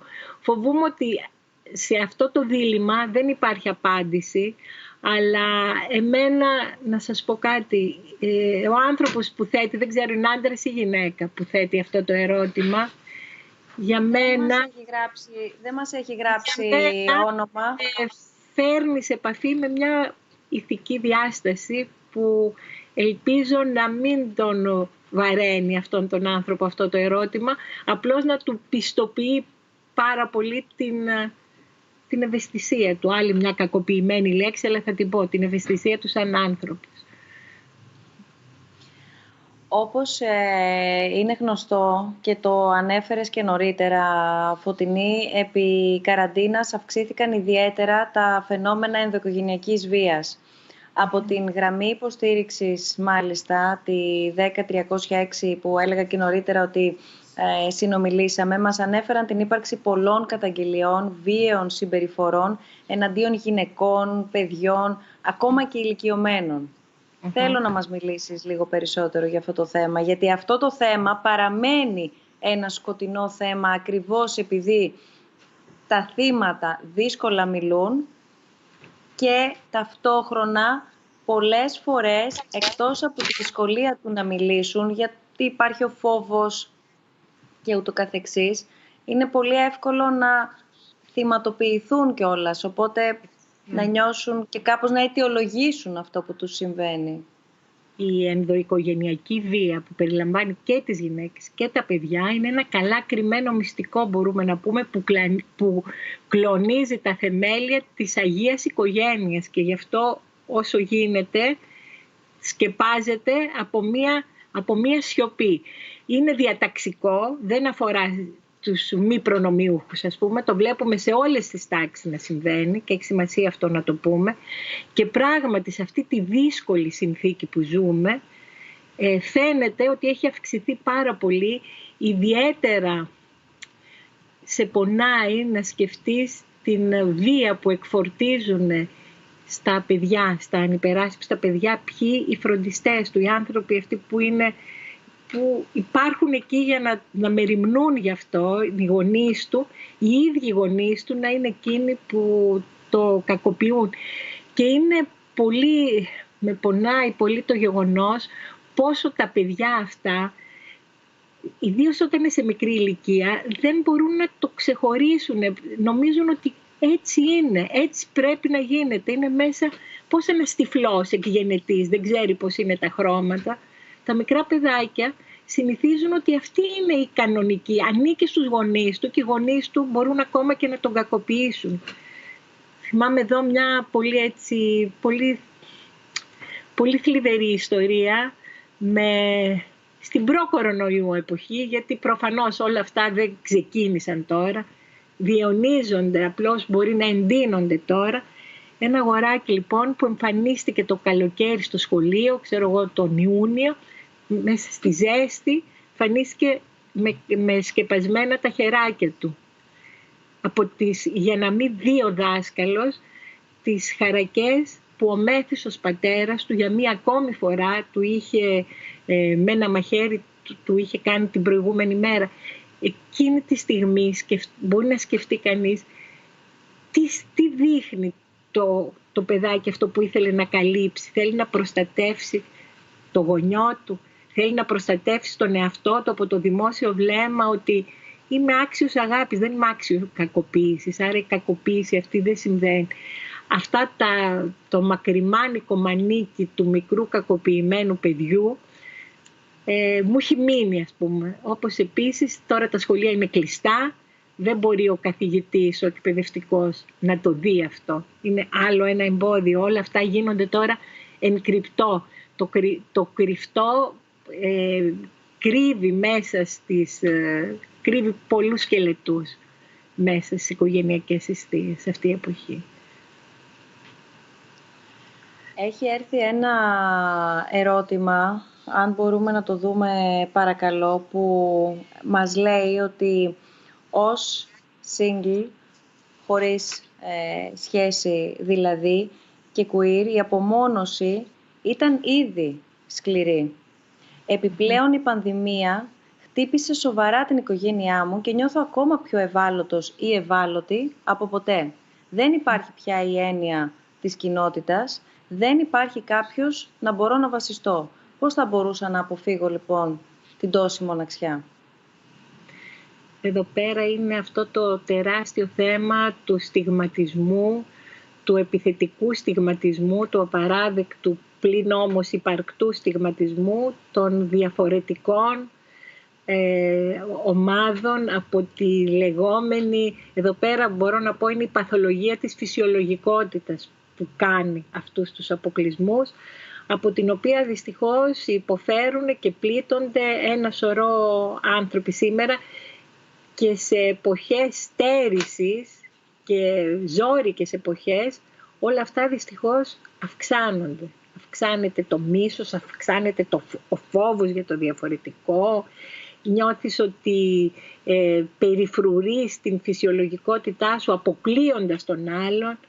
Όσο πιο επισφαλής νιώθεις, τόσο πιο έντονα μπορεί να είναι και αυτές οι κινήσεις αποκλεισμού. Μία άλλη ευαίσθητη ομάδα, αναφέρθηκες νωρίτερα στα παιδιά και πώς βιώνουν την ενδοοικογενειακή βία, όμως ευρύτερα τα παιδιά αυτή την περίοδο βιώνουν αυτές τις συνθήκες. Δεν πηγαίνουν σχολείο, για παράδειγμα. Ένα πάρα πολύ βασικό στοιχείο που αλλάζει τη καθημερινότητά τους. Το σχολείο, δεύτερος πυλώνας κοινωνικοποίησης και ούτω καθεξής, μαζί με την εκπαίδευση και όλα τα συναφή. Μία άλλη λοιπόν ευαίσθητη ομάδα είναι εκείνη των παιδιών που βιώνουν με πολύ έντονο στρες όλα αυτά τα νέα που έχουν αλλάξει στη ζωή τους. Θέλω μαζί να παρακολουθήσουμε όσα μας έχει πει σε συνέντευξη που μας παραχώρησε ο καθηγητής Harold Koplewicz από το Child Mind Institute της Νέας Υόρκης, ο οποίος ειδικεύεται στην ψυχική υγεία παιδιών και εφήβων. Ωραία. Dr. Koplewicz, or Harold, if I may, thank you so much for being with us today. So, what is the influence of the restrictions during the pandemic on children's mental health? I think it's pretty important for us to recognize that before COVID, we had 1 out of 5 children who suffered with a mental health disorder. So those are the most common illnesses of childhood and adolescence. And since COVID and the stressors of COVID, the financial uncertainty, the risk to health, these very big life events have had an effect on almost every child's mental health. And it's important for us to try to figure out which children are most at risk for serious effects, mental health effects of COVID. Could you give us some examples from your own patients about the feelings they experience because of COVID-19? So there is no doubt that the first wave, the first month, I think was shock. And so parents and kids, many of them sheltered in place and were very worried about the death from COVID. And so you saw a real acute stress reaction in many, many children. Over time, this has become a chronic stress. It's affect their ability to go to school. They're worried about finances of their family, and they're worried about the health of their parents and their grandparents.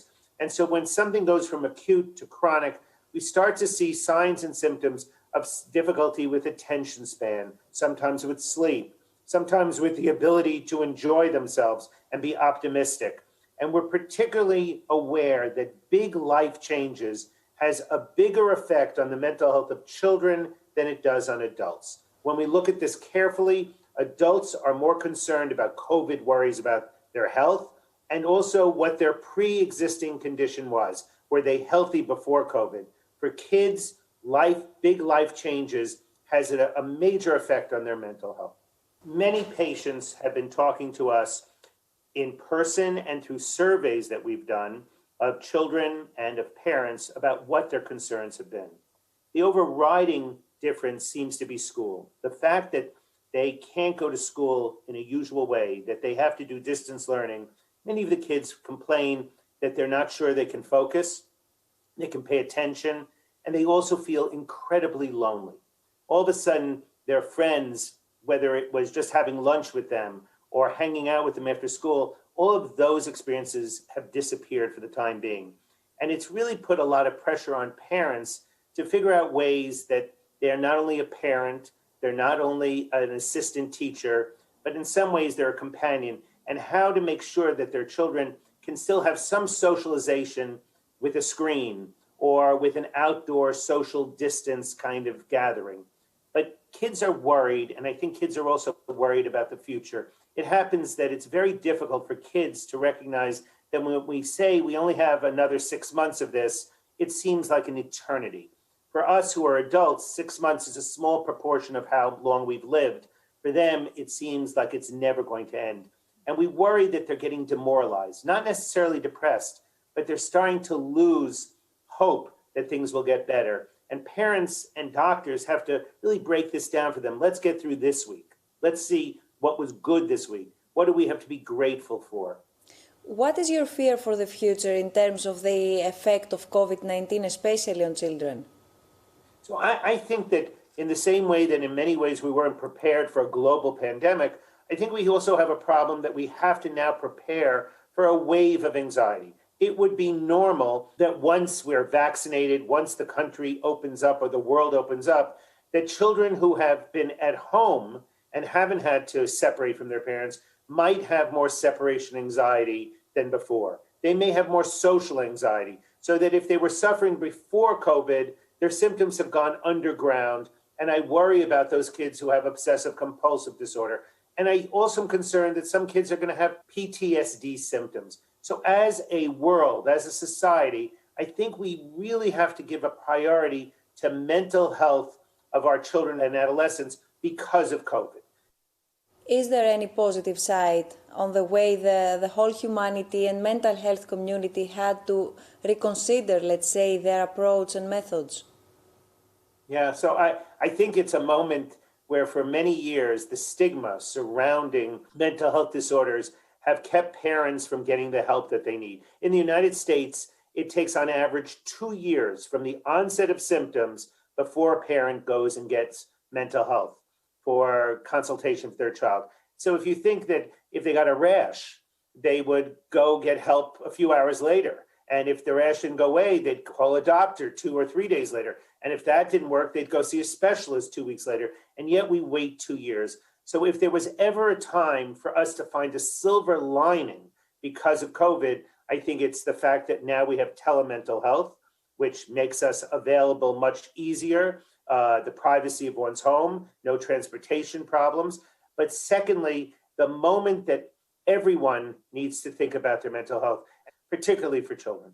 Recently, Michelle Obama, our former First Lady, actually posted that she's struggling with a minor depression right now. That's a very big deal. When a healthy-looking, vibrant, super smart individual says, COVID is affecting my brain and my mood, that gives license to parents to say, I'm not going to make my child suffer. I'm not going to be ashamed. I'm going to make sure my child gets care so that he could be or she could be the person that they really deserve to be. Can you give us some more information on the Child Mind Institute? So the Child Mind Institute was founded 11 years ago, and we decided that since the most common illnesses of childhood and adolescence were mental health and learning disorders, that we should have an independent institution that was not-for-profit, that was providing evidence-based care, science-based care, that was open science, that was doing research to find a biomarker, the difference between a child with anxiety versus a child with depression,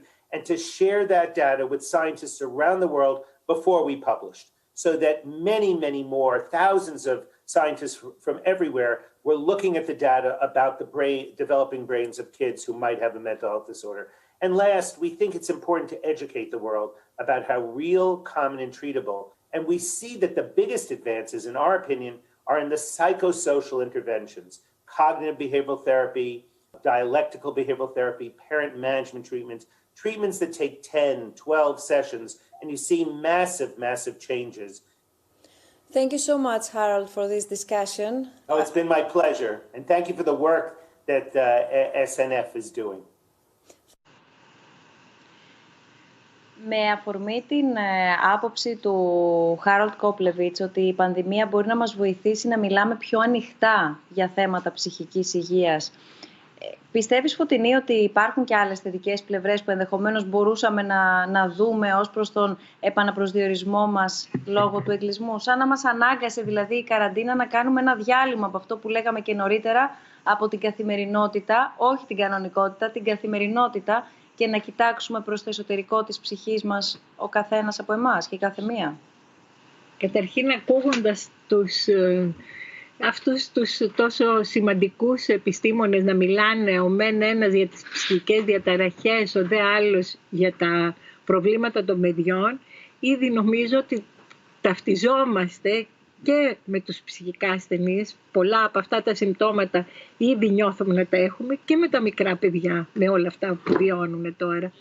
Οπότε αυτό και μόνο από μόνο του είναι μια πολύ σημαντική κίνηση αποστιγματισμού. Δηλαδή δεν είμαστε εμείς και οι άλλοι. Σπάει αυτό το διαφορικό το σύνορο, ας πούμε. Και νομίζω αυτό μπορούμε να πούμε ότι είναι πραγματικά μια μεγάλη ανατροπή, θα μπορούσε να ήταν. Μια δυνατότητα μεγάλη ανατροπής προς μια κατεύθυνση που αυτός ο διχασμός που ποτέ δεν υφίστατο στην πραγματικότητα, αλλά ζούσαμε σαν να υφίσταται, από εδώ εμείς οι υγιεί στο πνεύματι και από εδώ όλοι οι άλλοι. Λοιπόν, δεν υπάρχει αυτό το πράγμα. Ποτέ δεν υπήρχε. Ζούσαμε σαν να υπάρχει και τώρα είναι μια δυστυχώς χρυσή θα πω χρυσή όταν γύρω μας γίνεται αυτός ο χαμός, θα πω όμως μια χρυσή ευκαιρία, εν πάση περιπτώσει, να φύγει αυτό το διαχωριστικό που νομίζω είναι έμβλημα και πολλών άλλων διαχωριστικών που δομούν την κοινωνία μας. Είναι μια κοινωνία που αρέσκεται πολύ στα διαχωριστικά, ίσως βρίσκει μια πολύ επισφαλή ασφάλεια να στηρίζεται πάνω σε αυτά τα διαχωριστικά. Ερώτημα. Θέλω πάρα πολύ να κρατήσω αυτό το αισιόδοξο και πολύ βασικό που μας επισημαίνεις. Έχοντας παρατηρήσει όμως και από τους ίδιους μας τους εαυτούς, όχι κρίνοντας, το πόσο εύκολα ξεχνάμε. Όταν αύριο μεθαύριο βγούμε από αυτή τη συνθήκη, θα το θυμόμαστε αυτό? Εδώ τώρα δεν μπορούμε να γίνουμε μελλοντολόγοι και προφήτες. Υπάρχει μια αδυναμία επιστημολογικά μιλώντας πρόβλεψης. Πιο πολύ μπορούμε να μιλήσουμε στο επίπεδο των ευχών παρά στο επίπεδο των προφητιών που δεν μπορούμε να κάνουμε. Η ευχή μας είναι να μπορούμε. Η ευχή μας είναι να το κάνουμε. Η ευχή μας είναι να μην μείνουμε μόνο με το αποτύπωμα του θανάτου από αυτή την τρομακτική εμπειρία που όλοι ζούμε. Η ευχή μας είναι αυτόν όλο το θάνατο κάπως να μπορέσουμε να τον περάσουμε από τη μεριά της ζωής. Θα είναι ένα τρομερό βήμα αυτό. Ένα αναπάντεχο θετικό πρόσημο που θα έχει βγει μέσα από αυτό το τρομακτικό που ζούμε τώρα. Φέρνω ως παράδειγμα και πάλι τη γραμμή 10306, όπου μοιράστηκαν μαζί μας, χωρίς βέβαια να αποκαλύψουν όπως και σε καμία άλλη περίπτωση τα στοιχεία, όμως θέλω να το μοιραστώ έτσι, γιατί μας έκανε και εντύπωση και κατά τη διάρκεια της έρευνάς μας ως ομάδα, και να το μοιραστώ και μαζί σου και μαζί με τον κόσμο που μας παρακολουθεί.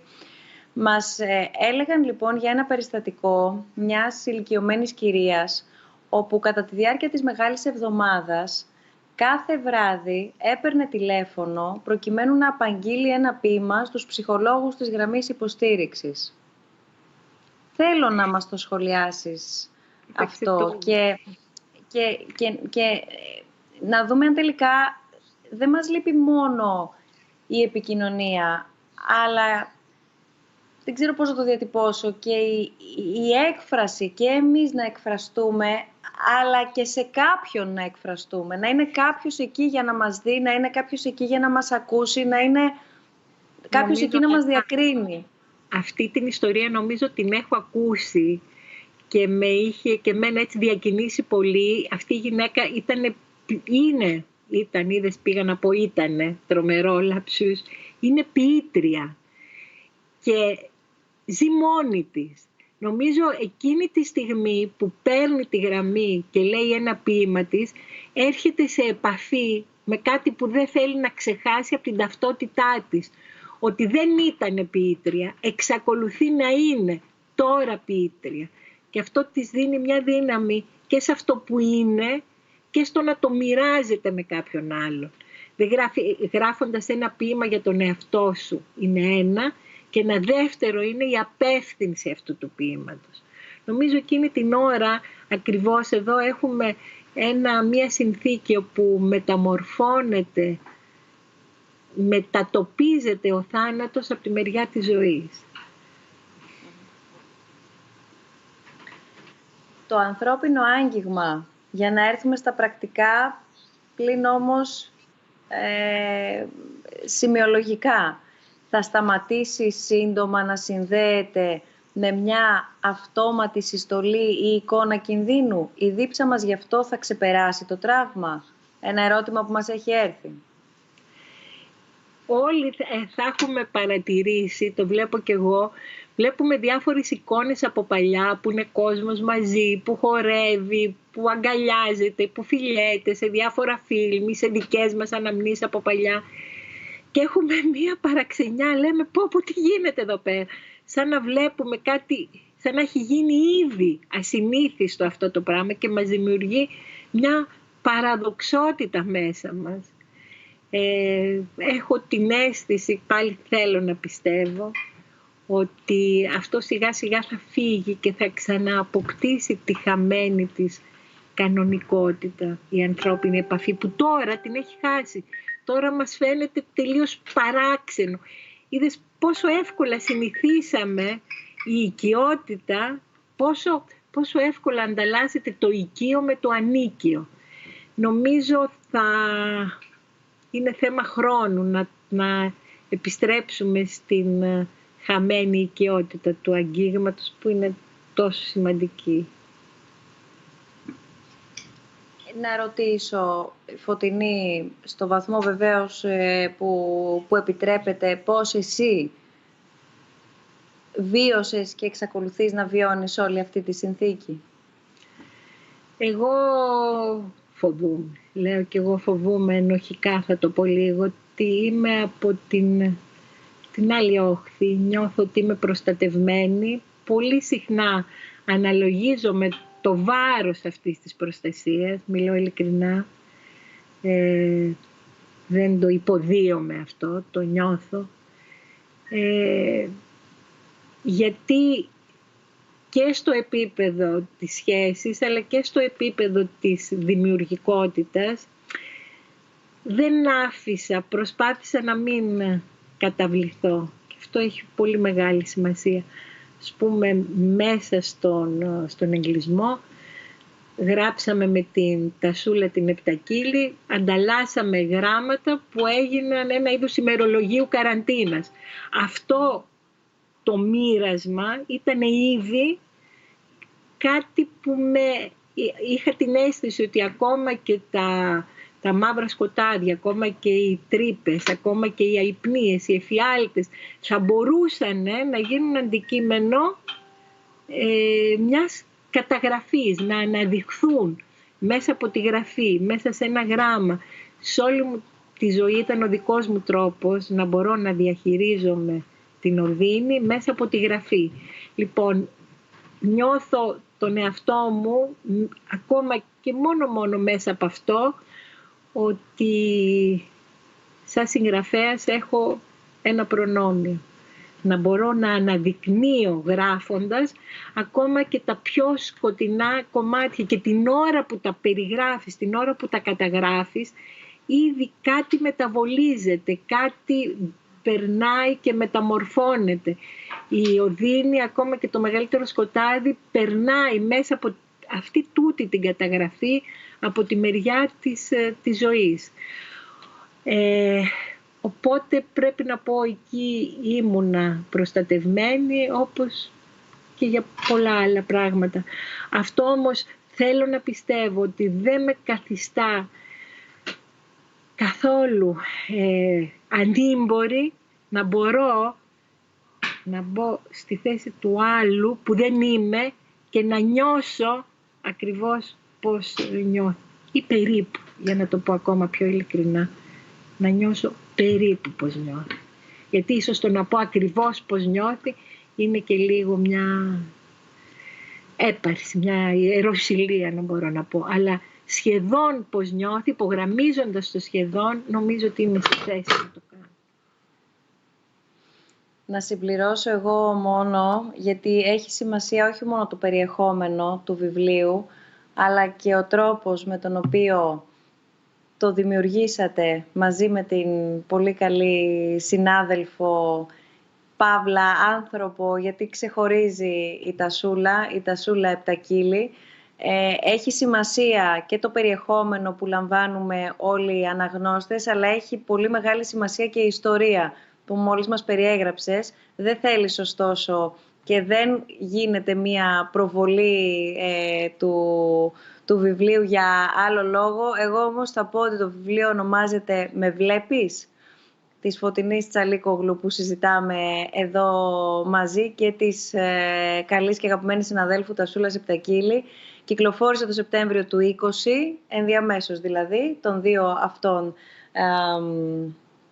εγκλεισμών, lockdown, από τις εκδόσεις Καστανιώτη. Όσοι λοιπόν και όσες ενδιαφέρεστε, νομίζω ότι και μόνο διαβάζοντάς το σελίδα προς σελίδα, όταν σου έρχεται στο μυαλό το πώς γράφτηκε από ανθρώπους που βιώνουν το ίδιο μαζί με εσένα, με μένα, με όλους μας, λίγο ανακουφίζει και βοηθάει. Βοηθάει στο να συνεχίσουμε διαβάζοντας, να διαβάζουμε και μέσα μας. Δεν θέλω να γίνω ούτε μελοδραματική, ούτε επιστήμονας ως προς αυτό το πεδίο, αλλά μιλώ πάρα πολύ ειλικρινά και μένω εκεί.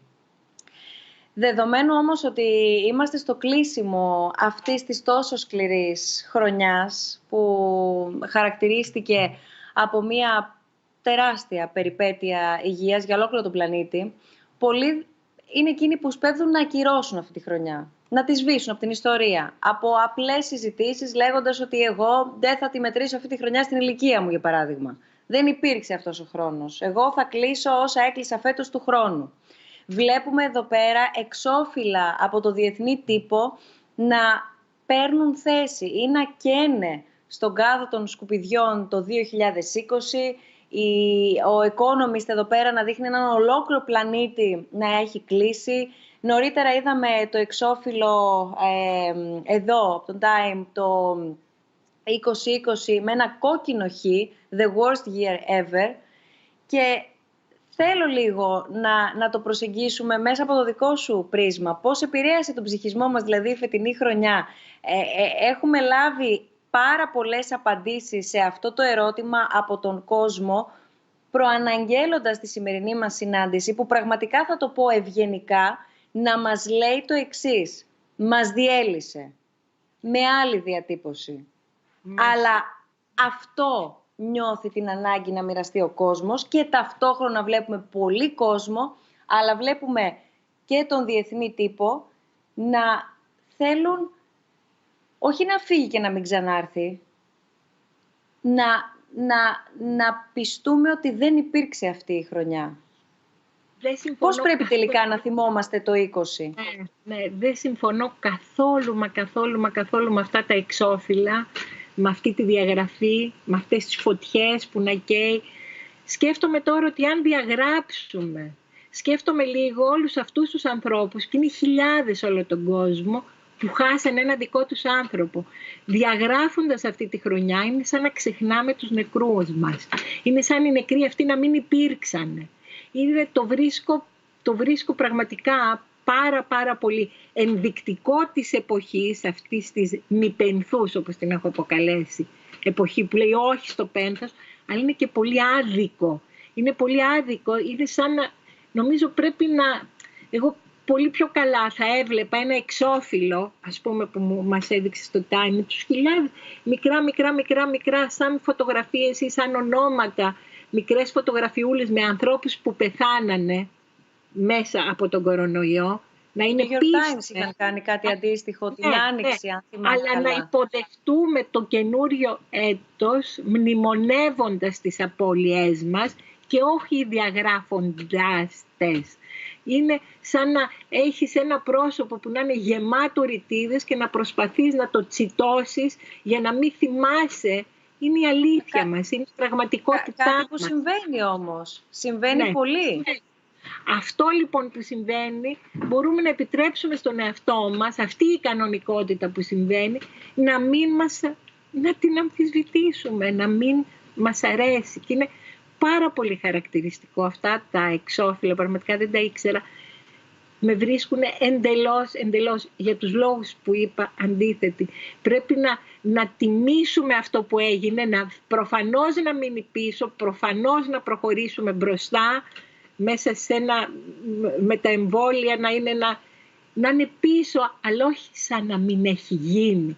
του, σαν να μην έχει γίνει, είναι μία ύβρις και σε αυτά που περάσαμε και στον ψυχισμό μας και στον κόσμο όλο που χάσαμε. Όπως έχουμε αναφέρει ήδη επανειλημμένα στη σημερινή μας συζήτηση, η ψυχική υγεία είναι εμφανώς υποτιμημένη. Είναι ταμπού, είναι στίγμα, είναι αυτό που θέλουμε να κρύψουμε, είναι αυτό που θέλουμε μέσα στα ίδια μας τα σπίτια να κάνουμε ότι δεν υπάρχει. Αυτό λοιπόν αντανακλάται σε πολλά στρώματα, ακόμα και θεσμικά εννοώ. Σύμφωνα με τον Παγκόσμιο Οργανισμό Υγείας, λέγαμε στην αρχή, η ψυχική υγεία είναι μια ξεχασμένη πλευρά της πανδημίας. Τι πρέπει να γίνει για να δώσουμε σε αυτό το ζήτημα την προτεραιότητα που χρειάζεται και γιατί δεν έχει γίνει αυτό μέχρι τώρα. Συζητήσαμε το συγκεκριμένο σημείο όλου αυτού του θέματος με τον Ανδρέα Δρακόπουλο, πρόεδρο του Ιδρύματος Σταύρος Νιάρχος, με αφορμή μεταξύ άλλων και την ενίσχυση που έχει δώσει εξ αρχής το Ίδρυμα Σταύρος Νιάρχος διεθνώς με το που ξέσπασε η πανδημία, σε προγράμματα τα οποία σχετίζονται με την ψυχική υγεία. Παράλληλα βέβαια με την ευρύτερη πρωτοβουλία του Ιδρύματος για την υγεία. Ας τον παρακολουθήσουμε με όσα μας είπε. Κύριε Δρακόπουλε, Ανδρέα, αν μου επιτρέπετε, ευχαριστούμε πάρα πολύ για τη σημερινή παρέμβαση. Εγώ ευχαριστώ πολύ. Λίγο μετά την έκρηξη της πανδημίας στην Ελλάδα, οι βασικές παρεμβάσεις που έκανε τότε το Ίδρυμα Σταύρος Νιάρχος και βέβαια είχαν διεθνή προέκταση, αφορούσαν κατά βάση σε δύο άξονες. Στο φαγητό, στην ενίσχυση δηλαδή του φαγητού σε όσους δεν έχουν πρόσβαση σε αυτό, αλλά και την ψυχική υγεία. Θα ήθελα να κατανοήσουμε λίγο περισσότερο γιατί έδωσε έμφαση το Ίδρυμα σε αυτούς τους δύο τομείς και μάλιστα ταυτόχρονα και παράλληλα. Ναι, νομίζω ότι αν κοιτάξουμε πίσω την Άνοιξη και κατά προέκταση δυστυχώς ακόμα και τώρα καθώς χτυπάει σε διάφορα σημεία δεύτερο κύμα, στην αρχή νομίζω όλοι καταλαβαίνουμε ότι είναι μια υγειονομική κρίση και υπάρχει ο φόβος ακόμα και για το θάνατο ή για το νοσοκομείο, για βεβαιότητα. Αλλά νομίζω ότι από την αρχή φαινόταν ότι θα έχει μεγάλη προέκταση και σε άλλες πτυχές, όπως ήταν αυτή της οικονομίας και βέβαια αυτοί οι οποίοι χτυπιούνται πιο πολύ είναι οι αδύναμοι και γι' αυτό κοιτάξαμε για βασικές ανάγκες, π.χ. φαΐ και ακόμα και στην Αμερική με το Robin Hood, το οποίο καταλάβανε και οι ίδιοι ότι έπρεπε να βοηθήσουν δίνοντας απευθείας χρήματα σε μερικές πολύ ευπαθείς ομάδες. Οπότε υπήρχε η βασική ανάγκη της επιβίωσης, όχι μόνο υγειονομικός, αλλά και οικονομικός, να βρει κανείς το φαΐ για την ημέρα. Και μετά βέβαια κανείς πάρει αυτά τα δύο μαζί. Νομίζω φαινόταν από την αρχή ότι θα χτυπήσει και στην ψυχική υγεία. Η ψυχική υγεία είναι ένα θέμα για το οποίο δυστυχώς πολλοί δεν θέλουν να μιλάνε για αυτό το πράγμα. Νομίζω μου θυμίζει λιγάκι όπως ήταν και ο καρκίνος πριν από 20-30 χρόνια, που σου λέγανε έχει αυτή την αρρώστια και δεν λέγανε ότι έχεις καρκίνο. Και είναι κάτι σχετικά καινούριο, αν και βρίσκεται μαζί μας σαν ανθρωπότητα από την πρώτη μέρα που γεννηθήκαμε. Έρχεται λοιπόν και το COVID, χτυπάει και αυτό μέσα στην καρδιά και πιστεύω δυστυχώς ότι θα υπάρχει ένα συνεχές πρόβλημα τώρα ψυχικής υγείας. Αν μπορεί να πει κανείς ότι βγαίνει κάτι καλό σε εισαγωγικά από όλη αυτή την υπόθεση, είναι ότι ο περισσότερος κόσμος πλέον δέχεται να μιλήσει, γιατί αντιλαμβάνεται την ανάγκη που υπάρχει σε κάθε σπίτι να μιλήσεις για την ψυχική σου υγεία. Μιλάμε για τη σωματική μας υγεία, αλλά λόγω του COVID, μοναχικότητα, αβεβαιότητα, φόβος, όλα αυτά έχουν χτυπήσει στην καρδιά της ψυχικής υγείας. Στο πλαίσιο της πρωτοβουλίας για την υγεία, είναι γνωστό ότι το Ίδρυμα Σταύρος Νιάρχος υποστηρίζει μεταξύ άλλων την αναβάθμιση των υποδομών εντατικής θεραπείας στα νοσοκομεία. Θα θέλατε να μας δώσετε μια συνολική εικόνα για την ανάγκη που οδήγησε στην παρέμβαση αυτή και πόσο επίγουσα διαπιστώσατε ότι είναι δεδομένης και της πανδημίας.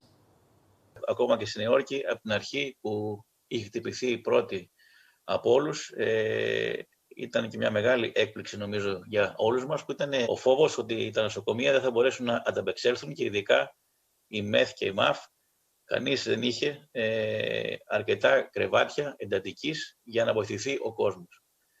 Αυτό φάνηκε και στην Ελλάδα από την πρώτη στιγμή. Ήμασταν τυχεροί που την πρώτη στιγμή στην Ελλάδα, στην πρώτη φάση, το περάσαμε σχεδόν ανώδυνα. Δυστυχώς τώρα περνάμε κάτι παρόμοιο το οποίο πέρασε, ειδικά στη Θεσσαλονίκη, κάτι παρόμοιο το οποίο πέρασε και η Νέα Υόρκη την Άνοιξη. Οι ανάγκες ήταν σίγουρα ότι θα υπάρξουν και αν όχι δεν είναι μόνο για σήμερα, είναι και για καλύτερη προετοιμασία και για το αύριο. Φάνηκε άμεσα ότι μέσα σε αυτό τα πρώτα βήματα που θα μπορούσε κανείς να κάνει, να βοηθήσει υγειονομικά, ήταν και να μπορέσουμε να βοηθήσουμε τις υποδομές ώστε να υπάρχουν παραπάνω ΜΕΘ και ΜΑΦ στα ελληνικά νοσοκομεία. Γι' αυτό λοιπόν και μέσω του initiative που κάναμε για το COVID, αλλά και μέσα από την πρωτοβουλία για την υγεία γενικά, εντάξαμε το να βοηθήσουμε να έχει η χώρα μας και τα νοσοκομεία μας καλύτερες υποδομές και περισσότερες ΜΕΘ και ΜΑΦ. Τα τελευταία χρόνια παρατηρούμε πολύ σημαντικές εξελίξεις στον τομέα της έρευνας στην ψυχική υγεία, πράγμα που μας επιβεβαίωσαν νωρίτερα κατά τη σημερινή μας συζήτηση τόσο ο Dr. Harold Koplewicz από το Child Mind Institute, όσο και ο Dr. Sander Marks, Διευθυντής Ψυχιατρικής Ακριβίας του Πανεπιστημίου Κολούμπια. Ποια θα πρέπει να είναι, κατά τη γνώμη σας, η στάση της διεθνούς κοινότητας αυτή τη στιγμή, ώστε να ενισχύσει ακόμα περισσότερο τόσο τους ασθενείς, όσο όμως και τους επιστήμονες ψυχικής υγείας? Είναι θέμα ηγεσίας και όχι μόνο στον υγειονομικό κλάδο, μιας γενικής, ακόμα και πολιτικής ηγεσίας, στο να βοηθήσουν όλοι μαζί, στο να γίνει πιο πολύ focus η ψυχική υγεία γενικά, γιατί ακόμα και στη Νέα Υόρκη ο Dr. Gogos, ο οποίος είναι και Έλληνας, μαζί με τον Dr. Marks, όπως είναι και ο Dr. Koplewicz, έχουν πολεμήσει και οι ίδιοι πάρα πολύ, ώστε να μπορέσουν και οι αρχές να καταλάβουν ότι είναι κάτι το οποίο πραγματικά υπάρχει ανάγκη. Οπότε τώρα είναι μια ευκαιρία, γιατί το θέμα είναι ακόμα ζεστό, στο να γίνουν όλες οι ενέργειες που χρειάζονται, ώστε να ενδυναμώσουν τις υποδομές της ψυχικής υγείας και σαν υπηρεσίες που μπορούν να δοθούν και πού μπορεί ο κόσμος και πώς μπορεί να βρει αυτές τις υπηρεσίες. Και όσον αφορά, νομίζω, και με τον Dr. Koplewicz και με τον Dr. Marks και τον Dr. Gogos, μιλάμε αυτή τη στιγμή σαν ίδρυμα, διότι θέλουμε να εντάξουμε την ψυχική υγεία, να βοηθήσουμε όσο μπορούμε και εμείς μέσα από την πρωτοβουλία για την υγεία, που όπως νομίζω γνωρίζουν και οι περισσότεροι, εκτός από τα νοσοκομεία, προωθούμε και κάνουμε και διάφορα προγράμματα εκπαίδευσης και training, όσον αφορά το τραύμα, όσον αφορά τα infections και κατά τον ίδιο τρόπο προσπαθούμε τώρα να εντάξουμε και την ψυχική υγεία, ειδικά για τους νέους, που είναι κάτι το οποίο είναι νομίζω αναγκαίο. Οπότε προχωράμε και μιλάμε και με τους δύο για το πώς θα μπορούσαμε να συνεργαστούμε για να βοηθήσουμε και εμείς με τον τρόπο μας στο να δυναμώσει γενικά ο τομέας της ψυχικής υγείας και να μπορέσει ο κόσμος πλέον, ο οποίος έχει ανάγκη, να ξέρει πού να πάει και πώς μπορεί να βρει τις πρώτες βοήθειες σε ψυχική υγεία. Δηλαδή, αυτή τη στιγμή μιλάμε για βασικά πρώτες βοήθειες όσον αφορά την ψυχική υγεία. Σας ευχαριστούμε πολύ για το χρόνο σας και την παρέμβασή σας. Εγώ, να είστε καλά, ευχαριστώ. Θέλω να επαναλάβω τον όγκο των μηνυμάτων που έχουμε λάβει και να πω δύο πράγματα. Πρώτον, ότι τα καταγράφουμε όλα, ότι τα διαβάζουμε όλα ένα προς ένα, οπουδήποτε και αν μας τα έχετε στείλει, είτε στο site, είτε στο mail, είτε στα social media, όλα τα κρατάμε και τα διαβάζουμε με προσοχή για δύο λόγους. Πρώτα απ' όλα για να είμαστε σίγουροι ότι τα θέτουμε και ότι παίρνετε τις απαντήσεις που αναζητάτε. Δεύτερον, για να μπορέσουμε να δούμε και πραγματικά τι περισσότερο σας ενδιαφέρει, ώστε να το συζητήσουμε, να το προγραμματίσουμε στις συζητήσεις που κάνουμε πάντα στο πλαίσιο της πρωτοβουλίας των διαλόγων κάθε μήνα. Και μάλιστα πρέπει να πω και να θυμίσω ότι την περίοδο της πρώτης καραντίνας, του πρώτου lockdown, οι διάλογοι μέσα από τα σπίτια μας ο καθένας, ήμασταν και κάθε δεύτερη εβδομάδα, όχι απλά κάθε μήνα μαζί. Ακριβώς επειδή θέλουμε να δώσουμε αυτό το χώρο τον οποίο διεκδικούν και υποστηρίζουν οι διάλογοι για όλους μας. Όχι μόνο για την υποφαινόμενη που βρίσκεται εδώ και έχει τη δυνατότητα ερώτησης και συζήτησης, αλλά για όλους εκείνους και εκείνες που μας παρακολουθείτε από οποιοδήποτε σημείο του κόσμου. Γιατί οι συζητήσεις μας εκτείνονται διεθνώς, προσπαθούμε να μην κρατάμε όρια και να μην υπάρχουν βέβαια και γεωγραφικά σύνορα στη θεματολογία και στην προσέγγιση αυτής. Ωστόσο, και γι' αυτό μάλιστα επιλέξαμε να ασχοληθούμε και με το ζήτημα της ψυχικής υγείας. Έχουμε ασχοληθεί με πολλές προεκτάσεις και συνέπειες, επιπτώσεις της πανδημίας στην κοινωνικοποίησή μας, στο χώρο της οικονομίας, στο χώρο του τουρισμού το καλοκαίρι, στο ευρύτερα την έννοια της δημοκρατίας και των θεσμών, πώς λειτουργούν πράγματα, στην διείσδυση ακόμη περισσότερο της τεχνολογίας στη ζωή μας και ούτω καθεξής. Δεν θα κάνω τώρα όλη αυτή την ανασκόπηση, την ξέρετε πολύ καλά. Το θέμα της ψυχικής υγείας αποφασίσαμε να το προσεγγίσουμε με πολύ μεγάλο σεβασμό, γιατί είναι ένα πάρα πολύ μεγάλο θέμα αφενός και ένα πάρα πολύ εξειδικευμένο και μεμονωμένο, το εξήγησε η ίδια η Φωτεινή νωρίτερα, θέμα το οποίο αφορά τον καθέναν και την κάθε μία από εμάς. Άρα μακριά από εμάς υπερβάσεις και χάσματα που θα πούμε ότι τα καλύψαμε και τα είπαμε όλα και έχουμε κλείσει το οποιοδήποτε θέμα. Δημιουργούμε ερωτήματα, δίνουμε ενάβσματα, έτσι ώστε φεύγοντας από κάθε μας συζήτηση, ο καθένας και κάθε μία από εμάς να ψάξει κάτι περισσότερο, να σκεφτεί ενδεχομένως λίγο διαφορετικά, να αμφισβητήσει, αν θέλετε και την προσωπική μου, μιας και σήμερα είναι και λίγο προσωπική υπόθεση για τον καθένα μας αυτή η συζήτηση, να αμφισβητήσει και μέσα από την αμφισβήτηση να ξαναχτίσει ή να αλλάξει μονοπάτια και διαδρομές που θα ακολουθήσει. Δεν μπορούμε να δώσουμε απαντήσεις, σίγουρα σε όλα, πόσο δε μάλλον στο ζήτημα της ψυχικής υγείας. Το λέω αυτό και το διευκρινίζω, γιατί μας ρωτάτε πάρα πολύ και πάρα πολλές με τα μηνύματά σας πολύ συγκεκριμένα ζητήματα. Ζητάτε για την ακρίβεια tips. Αυτό το οποίο διευκρίνησε η Φωτεινή, ότι ειδικά στο θέμα της ψυχικής υγείας δεν είναι η συνταγή που θα φτιάξουμε ένα φαγητό. Δεν είναι μία η συνταγή και ένας ο τρόπος ή μία η δέσμη, αν θέλετε, 5 κινήσεων, Φωτεινή δεν ξέρω αν το λέω σωστά, που θα λειτουργήσουν αυτομάτως σε όλους μας και το ίδιο. Γι' αυτό το λόγο δεν έχουμε θέσει αυτά τα ερωτήματα, γι' αυτό το λόγο δεν έχουμε κατευθυνθεί έτσι και στη σημερινή μας συζήτηση. Απολύτως. Συμφωνώ, Άννα. Θα ήθελα λοιπόν να σας ευχαριστήσουμε πάρα πολύ για τα μηνύματά σας. Θα ήθελα προσωπικά, αλλά και εκ μέρους της ομάδας των διαλόγων, του Ιδρύματος Σταύρος Νιάρχος και του Δημοσιογραφικού Οργανισμού IMED, Φωτεινή, να σε ευχαριστήσω ιδιαιτέρως για την πολύ ενδιαφέρουσα συζήτηση, για ένα θέμα το οποίο θέλει να είμαστε όλοι, από όποια σκοπιά και αν μιλάει ή συμμετέχει ο καθένας, τόσο αποστασιοποιημένος, όσο και μέσα όμως, εστιασμένος στον πυρήνα. Σε ευχαριστώ πάρα πολύ. Να πούμε χωρίς ψυχική υγεία, Άννα, δεν υπάρχει υγεία και άρα δεν υπάρχει ζωή. Χωρίς ψυχική υγεία λοιπόν δεν υπάρχει ζωή. Γι' αυτό ήταν πολύ σημαντικό όλα αυτά που άκουσα τελευταία που σκοπεύει το Ίδρυμα να κάνει. Είναι εντελώς από τη μεριά της ζωής, περιφρουρεί τη ζωή δηλαδή. Και αυτό πραγματικά είναι ανακουφιστικό να υπάρχει.